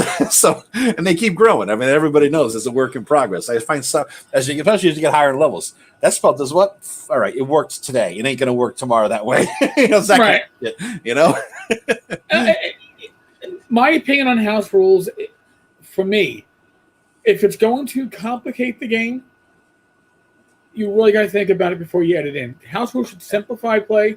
Yeah. Or have a negligible effect on the actual gameplay once they're enacted. Yep. If it's something that adds a lot of fiddly shit to, it isn't worth it. There's a reason why it wasn't in the game in the first place. Yes. I mean, that's the reason why I the critical hit charts that were like, oh, whoa, these 20 things can happen.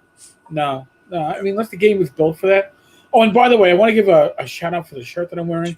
RPGs on the beach. Nice. These guys showed up from Hawaii to North Texas RPG Con. Nice. Now this shirt was, I think, billed as a gamer extra large, which meant like a triple or quadruple X, and it isn't that big after washing. It must have shrunk about 2 sizes. But it's nice and it's lightweight. You can tell it was for Hawaii because it's a very lightweight fabric. Yeah. But I wanted to give them a shout out because I'm wearing their shirts. I probably should. Nice.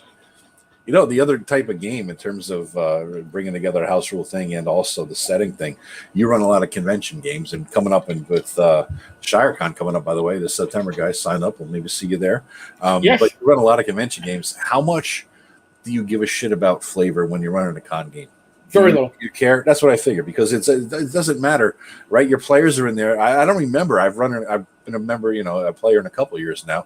And I think if I still live through this one with my guy, it means I hit second level. So I got one more coming up. I'm going to do this. God damn it. So, anyway, I don't remember flavor that much. It was all just the thing in front of you, Well, you're running a campaign game at a convention. No, you're running an episodic adventure. You're going to pretty much start the players off at the adventure. You don't worry about how they got together or whatnot. Yep. Boom, boom, boom, get them going. And there's a reason for it. You're on a time limit. Yeah. So with the convention game, you try to have the minimal gameplay ready, and expansions like depending. You don't know how different parties are going to work at a convention game. Like your regular party, your regular group, you run that session with those sessions with them 2 or 3 weeks, and you know how fast they go through things. At a convention, different groups run things differently as players. Their pacing is different, and if you come with if your adventure takes too much time to finish, you're going to be left incomplete. And if it takes too little time, they're going to be looking at you like, well, what are we doing now for the next hour and a half? Yeah, exactly. Yeah. Yep. So what I tend to do is I have the adventure that's ready to go with a section that I can open up if needed. Yeah. Oh, they finished the main adventure. All right. Here's the secret door leading to 5 more rooms. Right. And they just play it out until they need it. And you know what? I already have sketched out, but probably not detailed out. I'm okay at improv. But if I don't need it, I don't need it. Right. Yeah. But that's what convention games are, a different pace. And a lot of times with the convention game, you see the party is going a lot slower than you thought anybody could. And then you got to go, all right, how do I move up this encounter? Yeah. The final battle. I got to move it up because you can't leave people hanging. Yep. Agreed. They have to fight the big bad guy at the end and get the big loot, or else they're going to feel ripped off.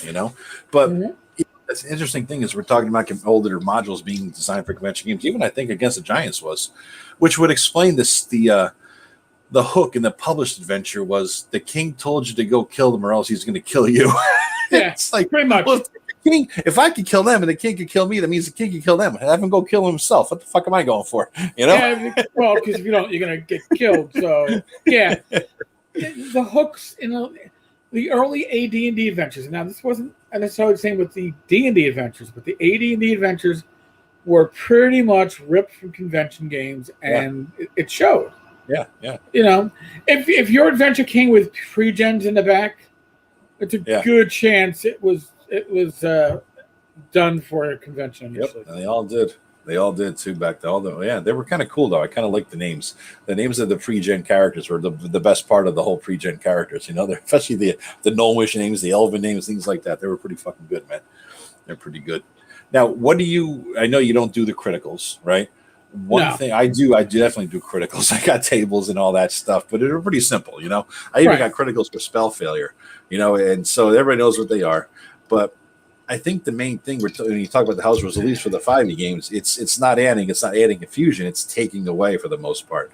Like I'm combining things into one thing, and I'm taking away stuff, and the players have to be ready for it, like you're saying, because they got to know, like, they're going to come in and want to play a half-giant Titan Bard Dragonborn combo multi-class. No, that shit don't exist, man. Here's multi-classing doesn't exist. You know what I mean? Stuff like that. You got to know how the rolls are going to be made. Who's going to roll the search rolls, things like that. You were the DM, right? They got to know things like, does resurrection exist in your world? If you're dead, you're dead. They got to know that adds to the stakes, right? Even the basics. Do you roll for hit points at first level or not? How do you, That kind of shit. You know, you've got to know all the exceptions to the rules or all the modifications to the rules, because that's going to give the guys an idea of your style of DMing. There was a guy who you had reached out to me. He was on your Discord, and he was asking for my house rules, and I emailed it over to him. I remember a couple months ago, and he had said something back like, that's the way you talk is in the house rules.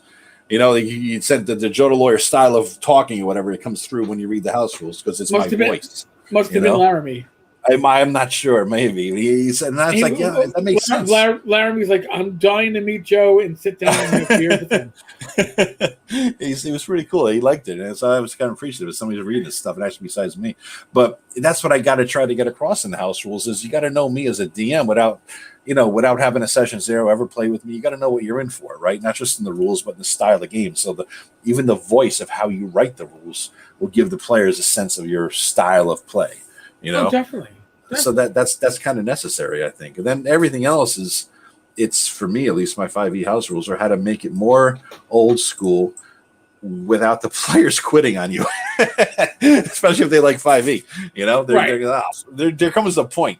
Because I went beyond that point with a couple of groups, and they just kind of revolted, and I had to backtrack and bring it back to something they liked. You know, it's like I went too far. Yeah, exactly.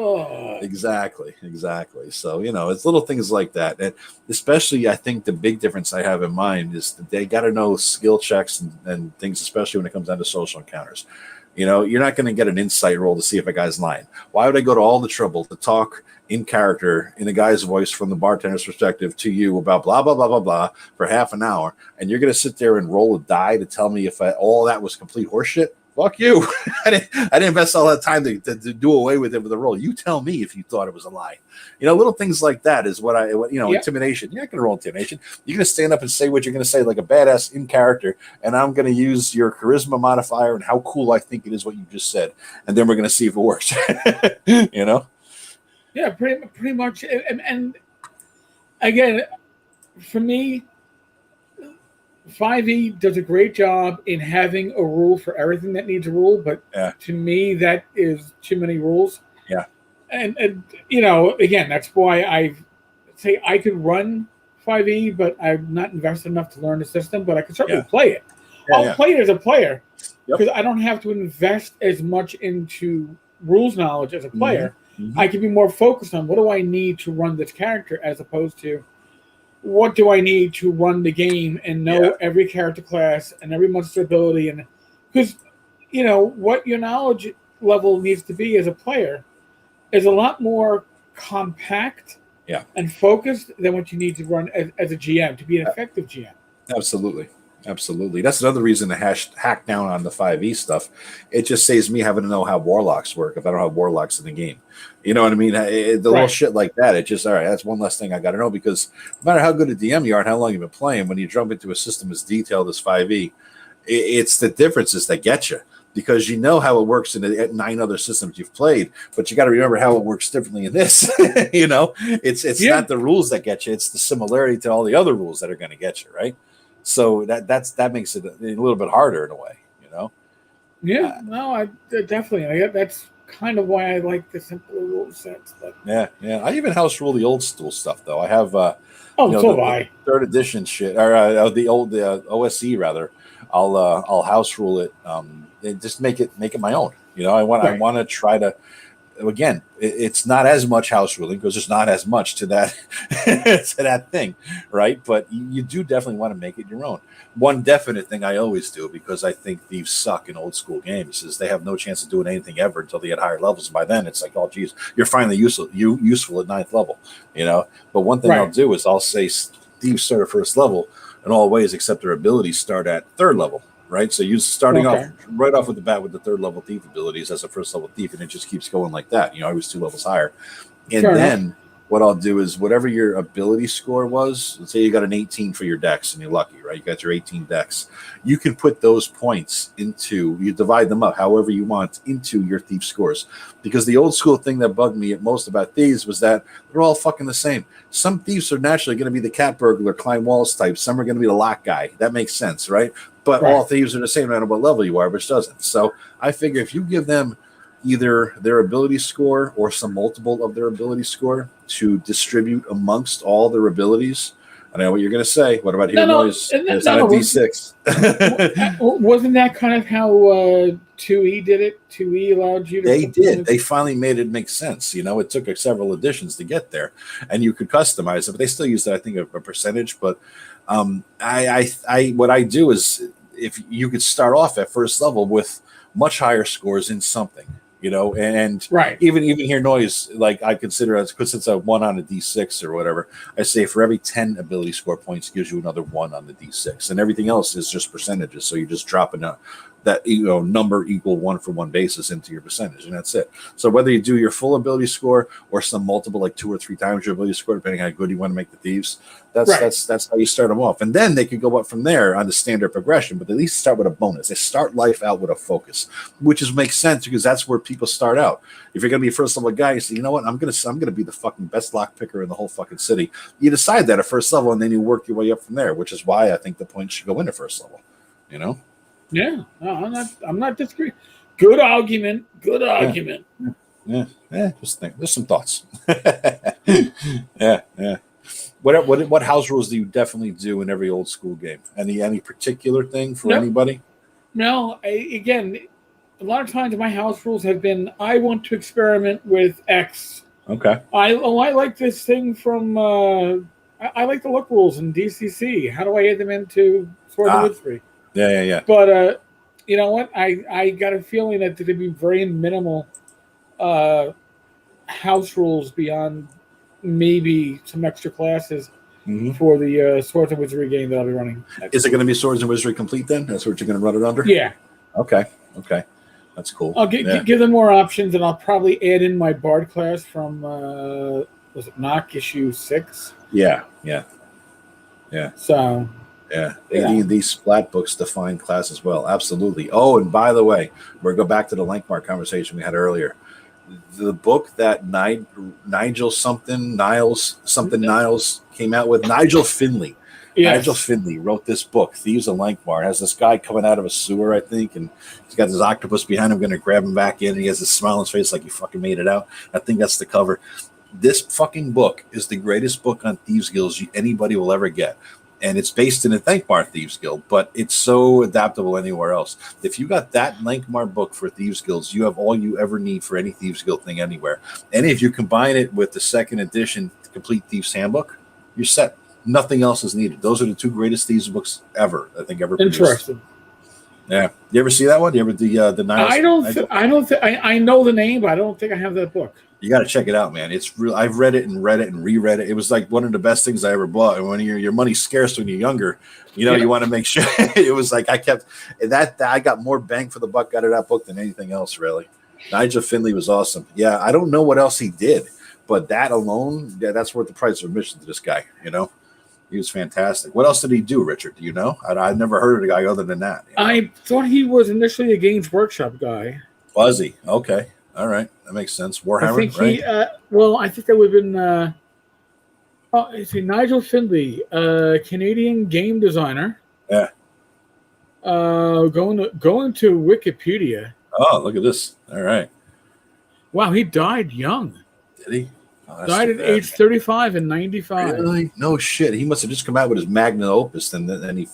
That's terrible. I didn't know that. I'm fucking depressed. He did articles in Dragon Magazine, Dungeon Magazine, The Castle Guide, Tome of Magic, Dungeons of Despair, Draconomicon, Ninja Wars, and Cult of the Dragon for Forgotten Realms, Greyhawk Adventures, Additional Design, Fate of Istis, co-author. Worked on Lankmar, Thieves of Lankmar, Ravenloft, Spelljammer, Roll Aids, Jesus Christ, Shadowrun. What did he die of, man? This motherfucker was prolific. Battletech, Bloodshed, GURPS, Earth Dawn, Primal Order, holy shit. Jesus. Star Wars, the role-playing game, the storytelling system, Torg, Underground, Whispering Vault. I guess he did not work on... he had the English-sounding names, so I figured he did. He died suddenly on February 19th, 1995 at his home in Vancouver, British Columbia. Heart attack at age 35. Holy shit. What a tragedy. This guy had fucking talent, and he had a lot of output in his young life. That's too fucking bad. That's too bad. I tell you, that's when the good guns go early like that. Jesus Christ, man. That's terrible. But anyway, if you can get that book if for your Lankmar campaign or any, and it's adaptable to any Thieves Guilds. I've used it, information in that and ideas from that, and from in every game I've ever run. It's been so, I read it so many times. It's like portions of the old AD&D DM guide. It's embedded in your head. You read it so many times and you don't know where you got it, but it just, shit comes from there, without even thinking about it. Yeah, that's nice. That's nice. AD&D splat books define class as well. They did. They also added a whole lot of fucking crunch that broke games, but yeah. Right. Well, I think the first 4 splat books weren't too bad, but after that, once they got down to the elves and dwarves and bards, they started breaking down, man. Once you got past the core classes, I agree. Oh God, who did we spoke to? Steve Winter mentioned that. I think he was the I don't know, project manager for that line of books, and he was just like, we were just told to put them out. Yeah. So that shit wasn't play tested. So Blade Singer, Dave, if you're watching this shit, you will never get a fucking Blade Singer again. There are no Blade Singers in Swords and Wizardry. Fucking, that was my last campaign before leaving the academy. What do you call it? Gish? Is that a gish? Is there a goosh? What the fuck is the word people use for the Blade Singer, the ultimate mage fighter guy? What is that called? I have no fucking idea. But I know.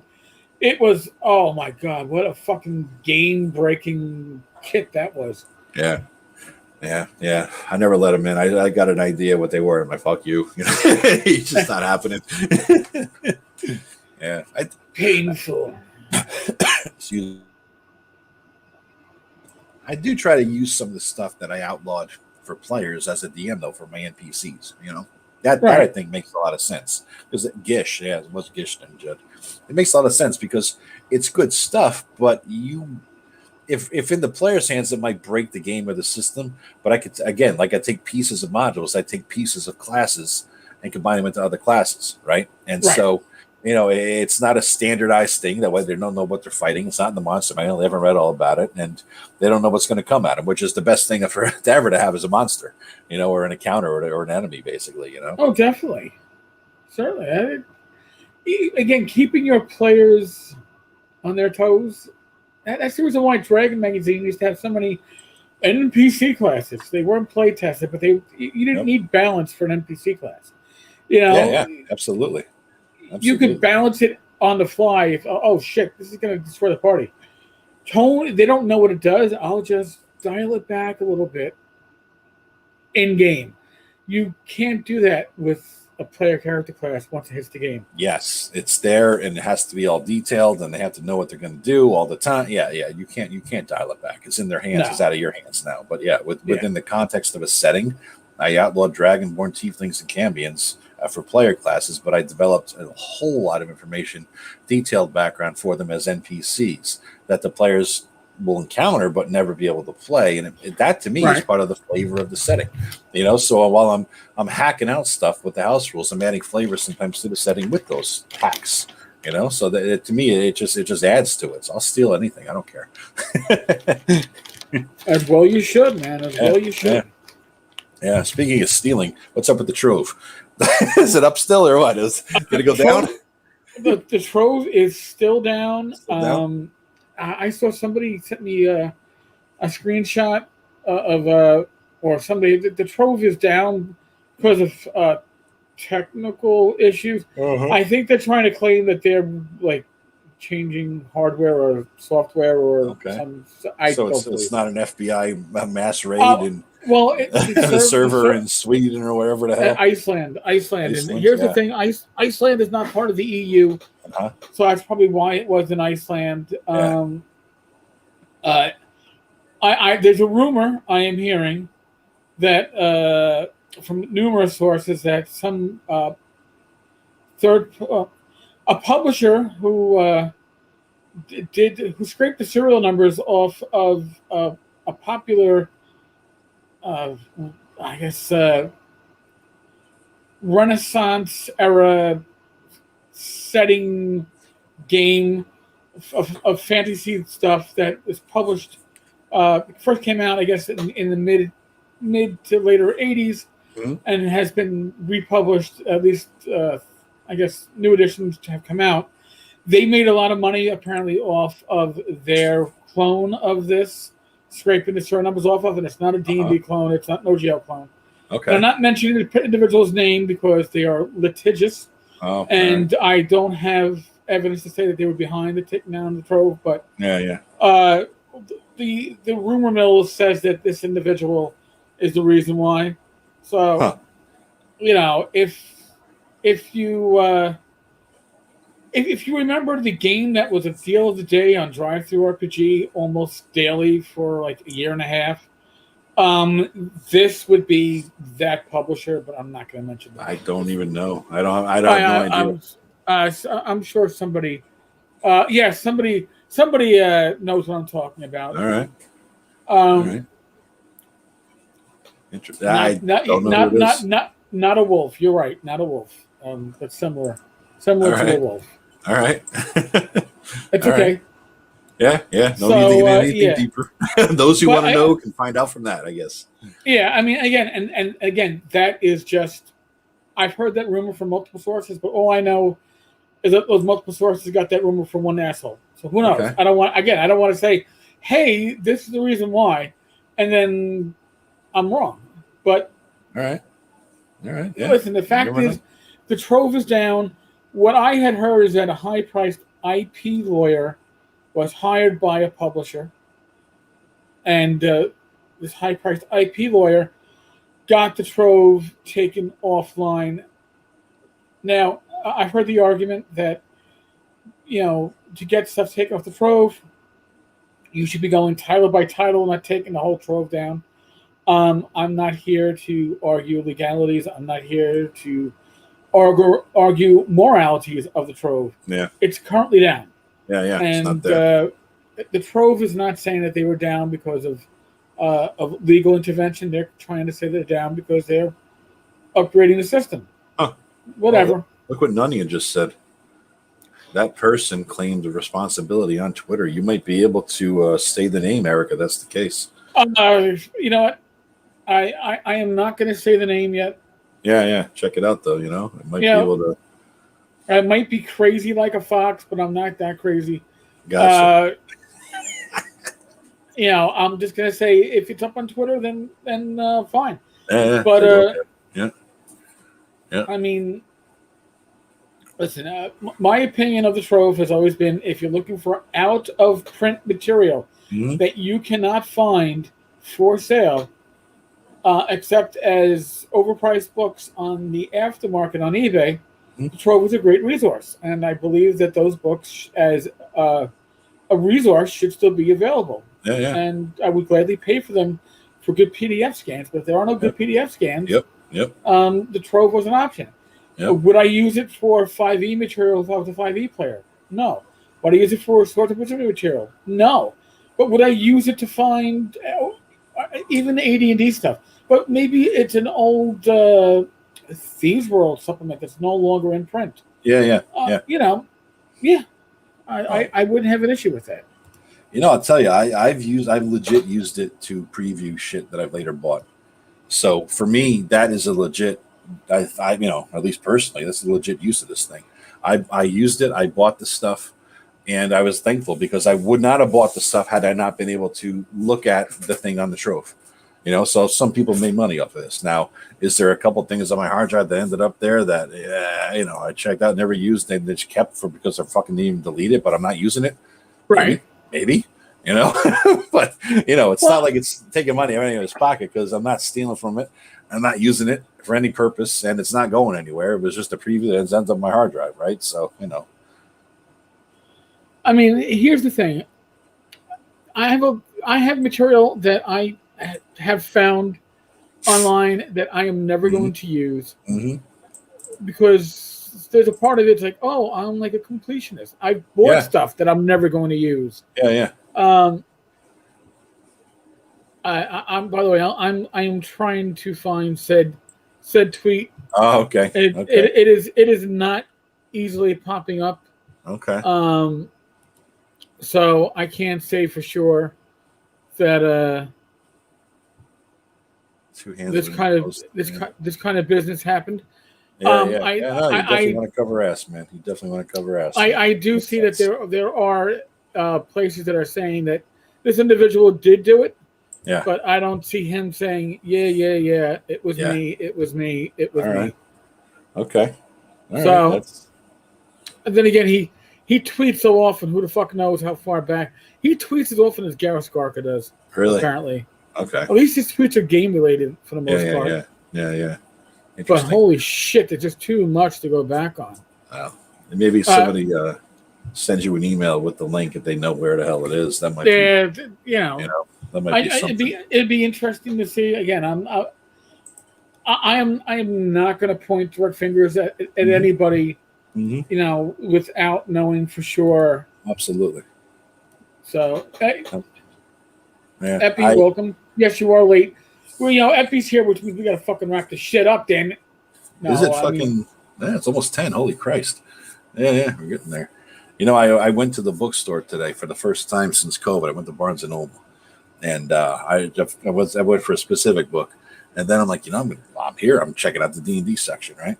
Right. So I went there, and first of all, I had to pass the fucking comic book session. I know they call it graphic novels, but I still call them comic books, right? So, right, or comics, not even comic books. But anyway, I passed that section. You had to pass. The manga section was literally 4 times bigger than the comic section. Oh, and yeah. It's massive. This I couldn't believe how much shit was there. The manga section, it's like overtaking comics. I know that the comics industry put out comics is doing great. Look at sales, how far they're up. And like most of that shit was because of manga.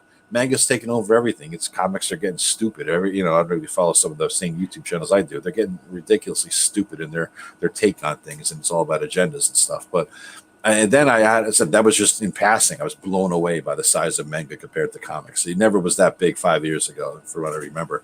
I get to the D&D section, right? Uh-huh. D&D had pretty much an entire shelf full. Now, it used to be bigger, of course, but it's not that big. But they had all the 5e stuff there, right? And all the shelf full of all the 5e modules and adventures and Phandalin and Essential Set, this and that. And then the shelf next to it was all the rest. You know what I mean? Cyberpunk, Pathfinder, all the rest of all the games.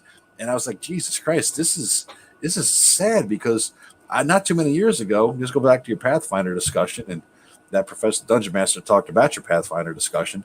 And if you guys check his channel, he's pretty cool. Definitely. Dungeon Craft is his channel. But anyway, he was mentioning your stuff too. It's a good shout out for you. And anyhow, the Pathfinder game, there was one copy of the Pathfinder 2e rulebook. There was a bunch of old overstock of the first edition Pathfinder shit.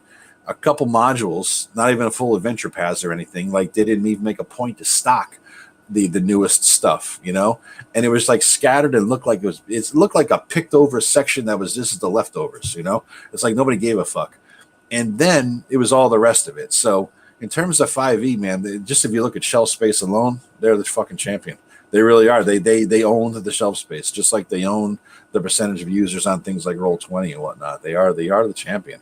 Pathfinder, it's a pale. Oh, here's what I'm looking forward to, Eric. When we do it, the Complete Strategist later this month.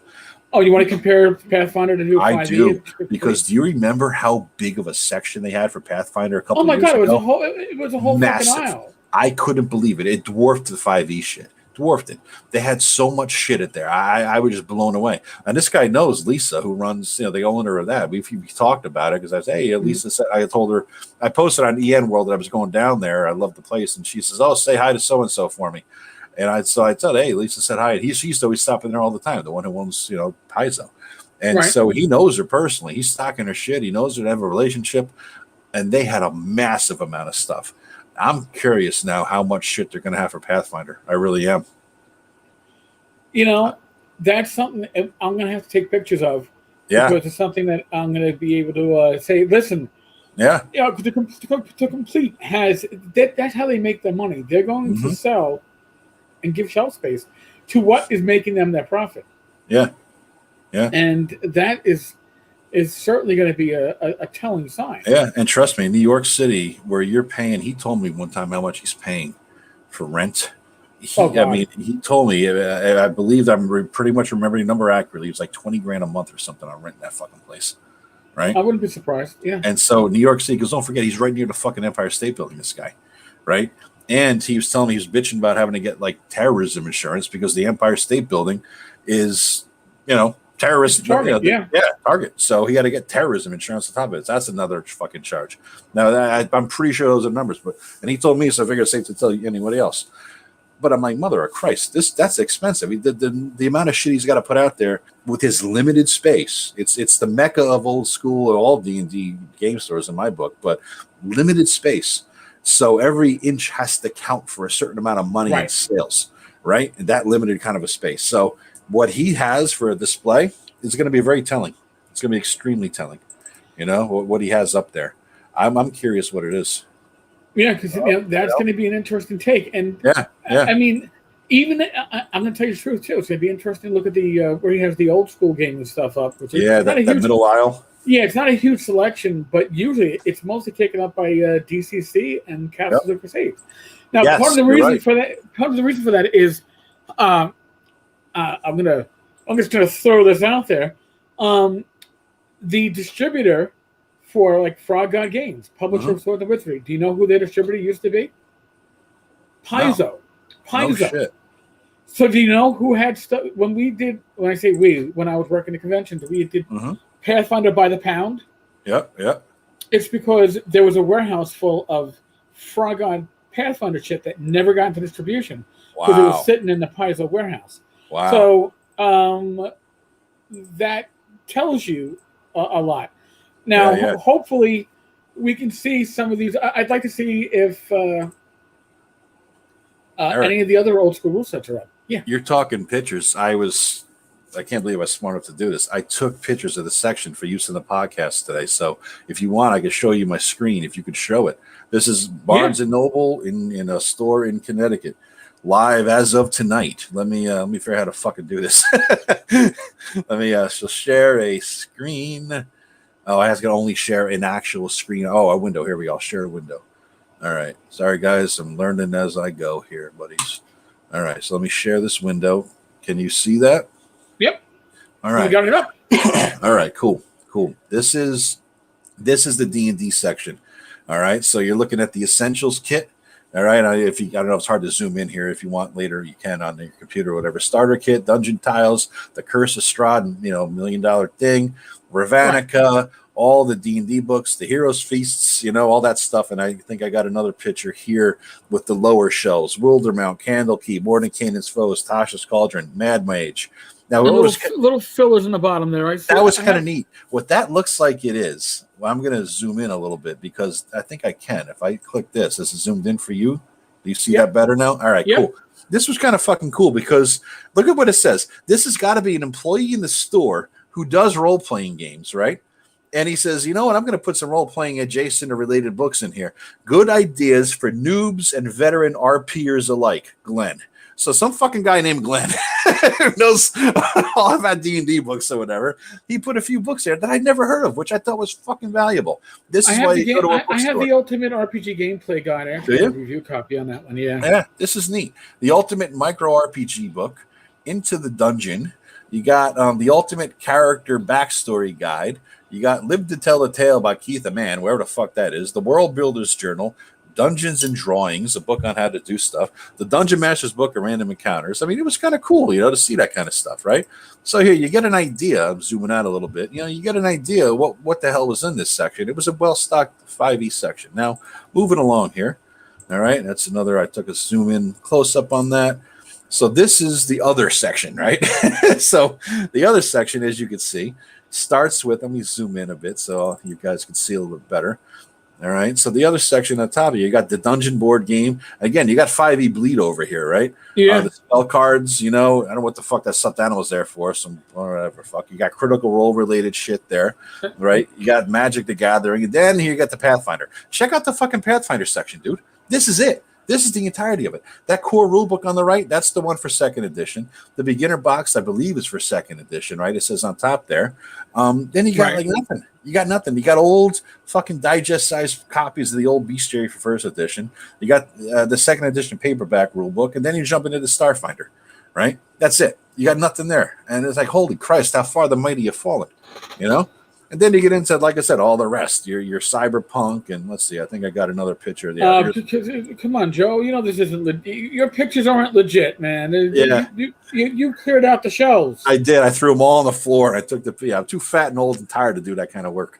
So yeah, this is it. This is all the rest. You got a lot of you got more fucking cyberpunk bio space here than it looks like, or just as much as Pathfinder, right? And then the rest of the bullshit here. Overwatch, League of Legends, yada yada. That's it though. That was the entire fucking section, man. I was blown away by how little, and I haven't been in, like I said, in 16 months since COVID. It's my first trek to a bookstore. And you know me, I'm a book maniac. So it was kind of, boom, the gongs have gone off when I walked in, but you're looking at it. That's the whole goddamn section, man. Now I'm curious, like you were saying, I'll stop sharing here. As you were saying, I'm very curious how the hell this is going to work out when we go to Complete Strategist in a few weeks and see what's there.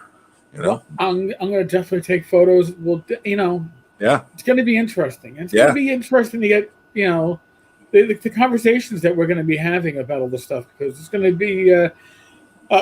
I don't think we're going to record anything that day. I think I don't know. Not going to happen. All right, that's cool. Listen, I think we're going to have a lot of things that are not off the record, but just general bullshitting. And I think it's going to be exchanging of the minds. Yeah. I think it's going to be interesting. I do too. And again, folks, that if you follow this channel, if you follow Tenkar's Tavern over the years, I have an obsession with numbers.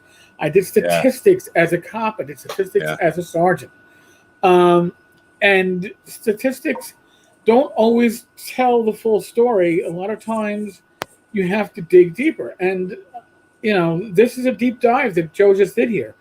And I'm sure that people go, well, that's just that Barnes & Noble. You know what? That is true.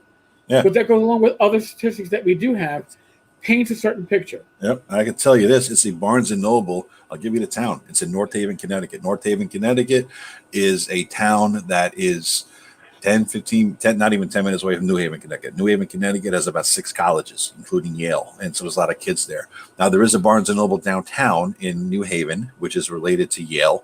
They have a lot of the textbooks and yada, yada there. So that's, you know what? Fuck it. Hey, before the next one, I'll take some more pictures there down at that one and see how a college town bookstore, that is heart of New Haven, deals with this. Because, like I said, North Haven's close, but it's also in an area, just outside of it. I'll take pictures of that one too, and I'll show you how it is, In New York City, I couldn't find a bookstore if I tried, at least not in Queens. All my local bookstores are long fucking gone. Yeah, I know. I'm surprised these guys lasted, honestly, I feel, and I'm even I liked Walden Books, I think, the best because my heart was there because they were tiny and they had the same little store feeling.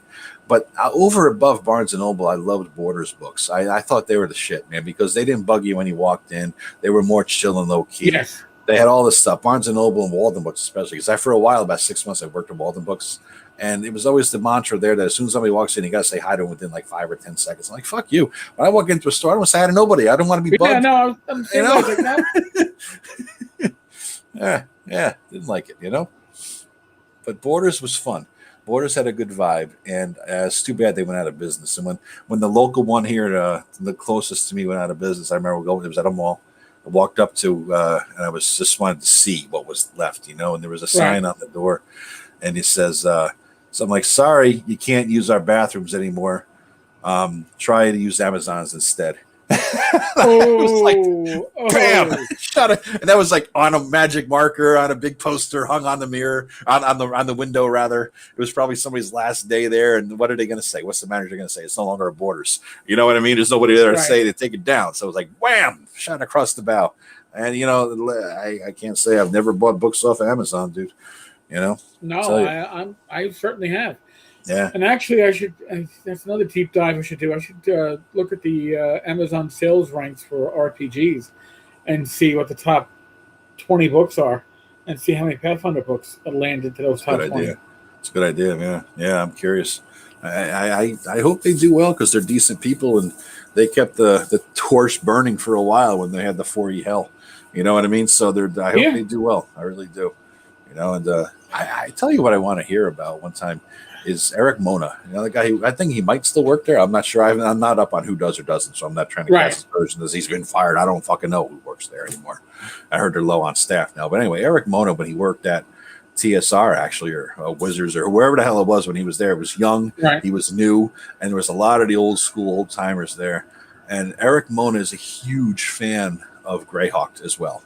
He's up there with, you know, the Greyhawk Ragnar. You know what I mean? He's up there as a huge mega fan. He's never put out stuff for it, but he's used that level of knowledge and love of it to put it into his setting that he does for Pathfinder, right? They're, you know, they're whatever the fuck it's called. But Gloria, yeah. But he was posting somewhere about stuff or talking about it once where he was saying he talked to these old schoolers about Greyhawk, and Gary put so many fucking Easter eggs into that goddamn world, you know, little things that only he or the guys in the know knew about, right? And he heard that this river is named because of that, and this country is over here, and that represents this, and this is a joke over here, this mountain range based on this story. Like, he knows all this dirt. That's the kind of shit I would love to hear about someday, you know? That would be fucking fantastic. You ever think about interviewing those guys, dude? You know... It's different. It'd be interesting, you know, because they're, even though it's a new school game, they're about old school guys. You know? No, I know. The thing is, like, when Mike and I do the interviews, for the most part, we try to grab the people from the OSR that are doing Kickstarters and other projects. Mm-hmm. We grab some of the old timers, like Steve Winter, when we were doing the North Texas guests. Yeah. But, you know, these people, generally we aim for people that we actually have a personal connection to. Gotcha. Yep. You know, now that being said, I'm going to attempt to make a contact with Steve Deinhardt. Nice. Of Wonderfield or Wonderfield, however you spell it. However, Giantland. Yeah. I want to get his side of the story, and I will. Mm-hmm. I will be glad to give him a platform as long as we stick to facts, and I'll stick to the facts. Mm-hmm. And but I like to get a better view of the dynamics that were going on, because I don't believe the story that I'm hearing now about that this was all Deinhardt. I don't believe it. I don't see that. But until we find out otherwise. Yeah, I don't know anything about it really to have an opinion, but I'm looking forward to what the fuck the truth is. You know, at least this guy's perspective of the truth. You can't handle the truth. I made that reference to a woman who's like 38 years old the other day, busting her chops about something. She goes, "What are you talking about?" I'm like, "Mother of God, am I that old? Come on, Tom Cruise, come on, A Few Good Men." She called me a boomer. I'm like, "Fuck you." Okay, mama. Oh man! Oh god, dude, it's like over past 10, man. I think we had a good goddamn night, and I got to take a leak, so it's probably a good time to stop. It's a good time for us to stop. Yeah, folks, tomorrow night, 8 p.m. Eastern. Rach and I will be back with Gamers Health. It's the third live stream of the week that we do on this channel. We've been getting some good feedback. Please, we love our live viewers. We love to interact with you. So please, we'll talk about stuff. If you have stuff that you want us to address, mention it on the live stream. We'll jump on it as much as we can. Yeah, that's cool. I believe, again, I said earlier, this coming Wednesday, 8 p.m., Greg Christopher will be the guest with Mike and I. Looking forward to that. Crit. That's on Wednesday. And we are still in the midst of the world of COVID. Yeah. Again, use your common sense. I really can't stress that enough. Ignore the talking heads. I'm not telling you what to do. I'm saying talk to a medical professional. Get the answers that you need to make the decisions that you need to make. All right? You can't help others if you're not healthy. So just do what you need to do. Be safe. Be well. God bless. Roll those dice. Knock on wood. I'll be back again tomorrow. And if there's any more this TSR wacky news, we'll be sure to throw up a quick update. But hopefully there is. Hopefully it just quiets down, because It's turning my hair gray. It really is. I don't know if this was necessary to turn the hair gray, dude. I'll tell you. No. Actually, I started really going gray my last year and a half at work. It was like, oh my God, the gray is really coming in. So it's been gray for a number of years now, but at least I'm not losing it, right? I guess that's what I say. The good part. Yep. I got the whole fucking do going on here. You see me? Oh, you haven't seen me in a while, dude. It's fucking halfway down my back now. Oh my God, it's gonna be awesome. Yeah, it'll be hot. I hope it's not fucking hot that day. I was sweating my balls off. Anyhow, folks, thank you again. If you haven't yet, please subscribe, like, and if you can, comment after the live stream ends. Because these comments don't count toward the actual. They count for the stream. They help us obviously, but your comments after we end the stream will help with the help the YouTube algorithms place us better and grow the channel and all that other stuff. We got plans. We have plans for when we hit 1,000. Looking for 1,000. All right. And it's in plans that'll be good for the community at large. But we'll announce when we get close to that. All right, folks. Later, guys.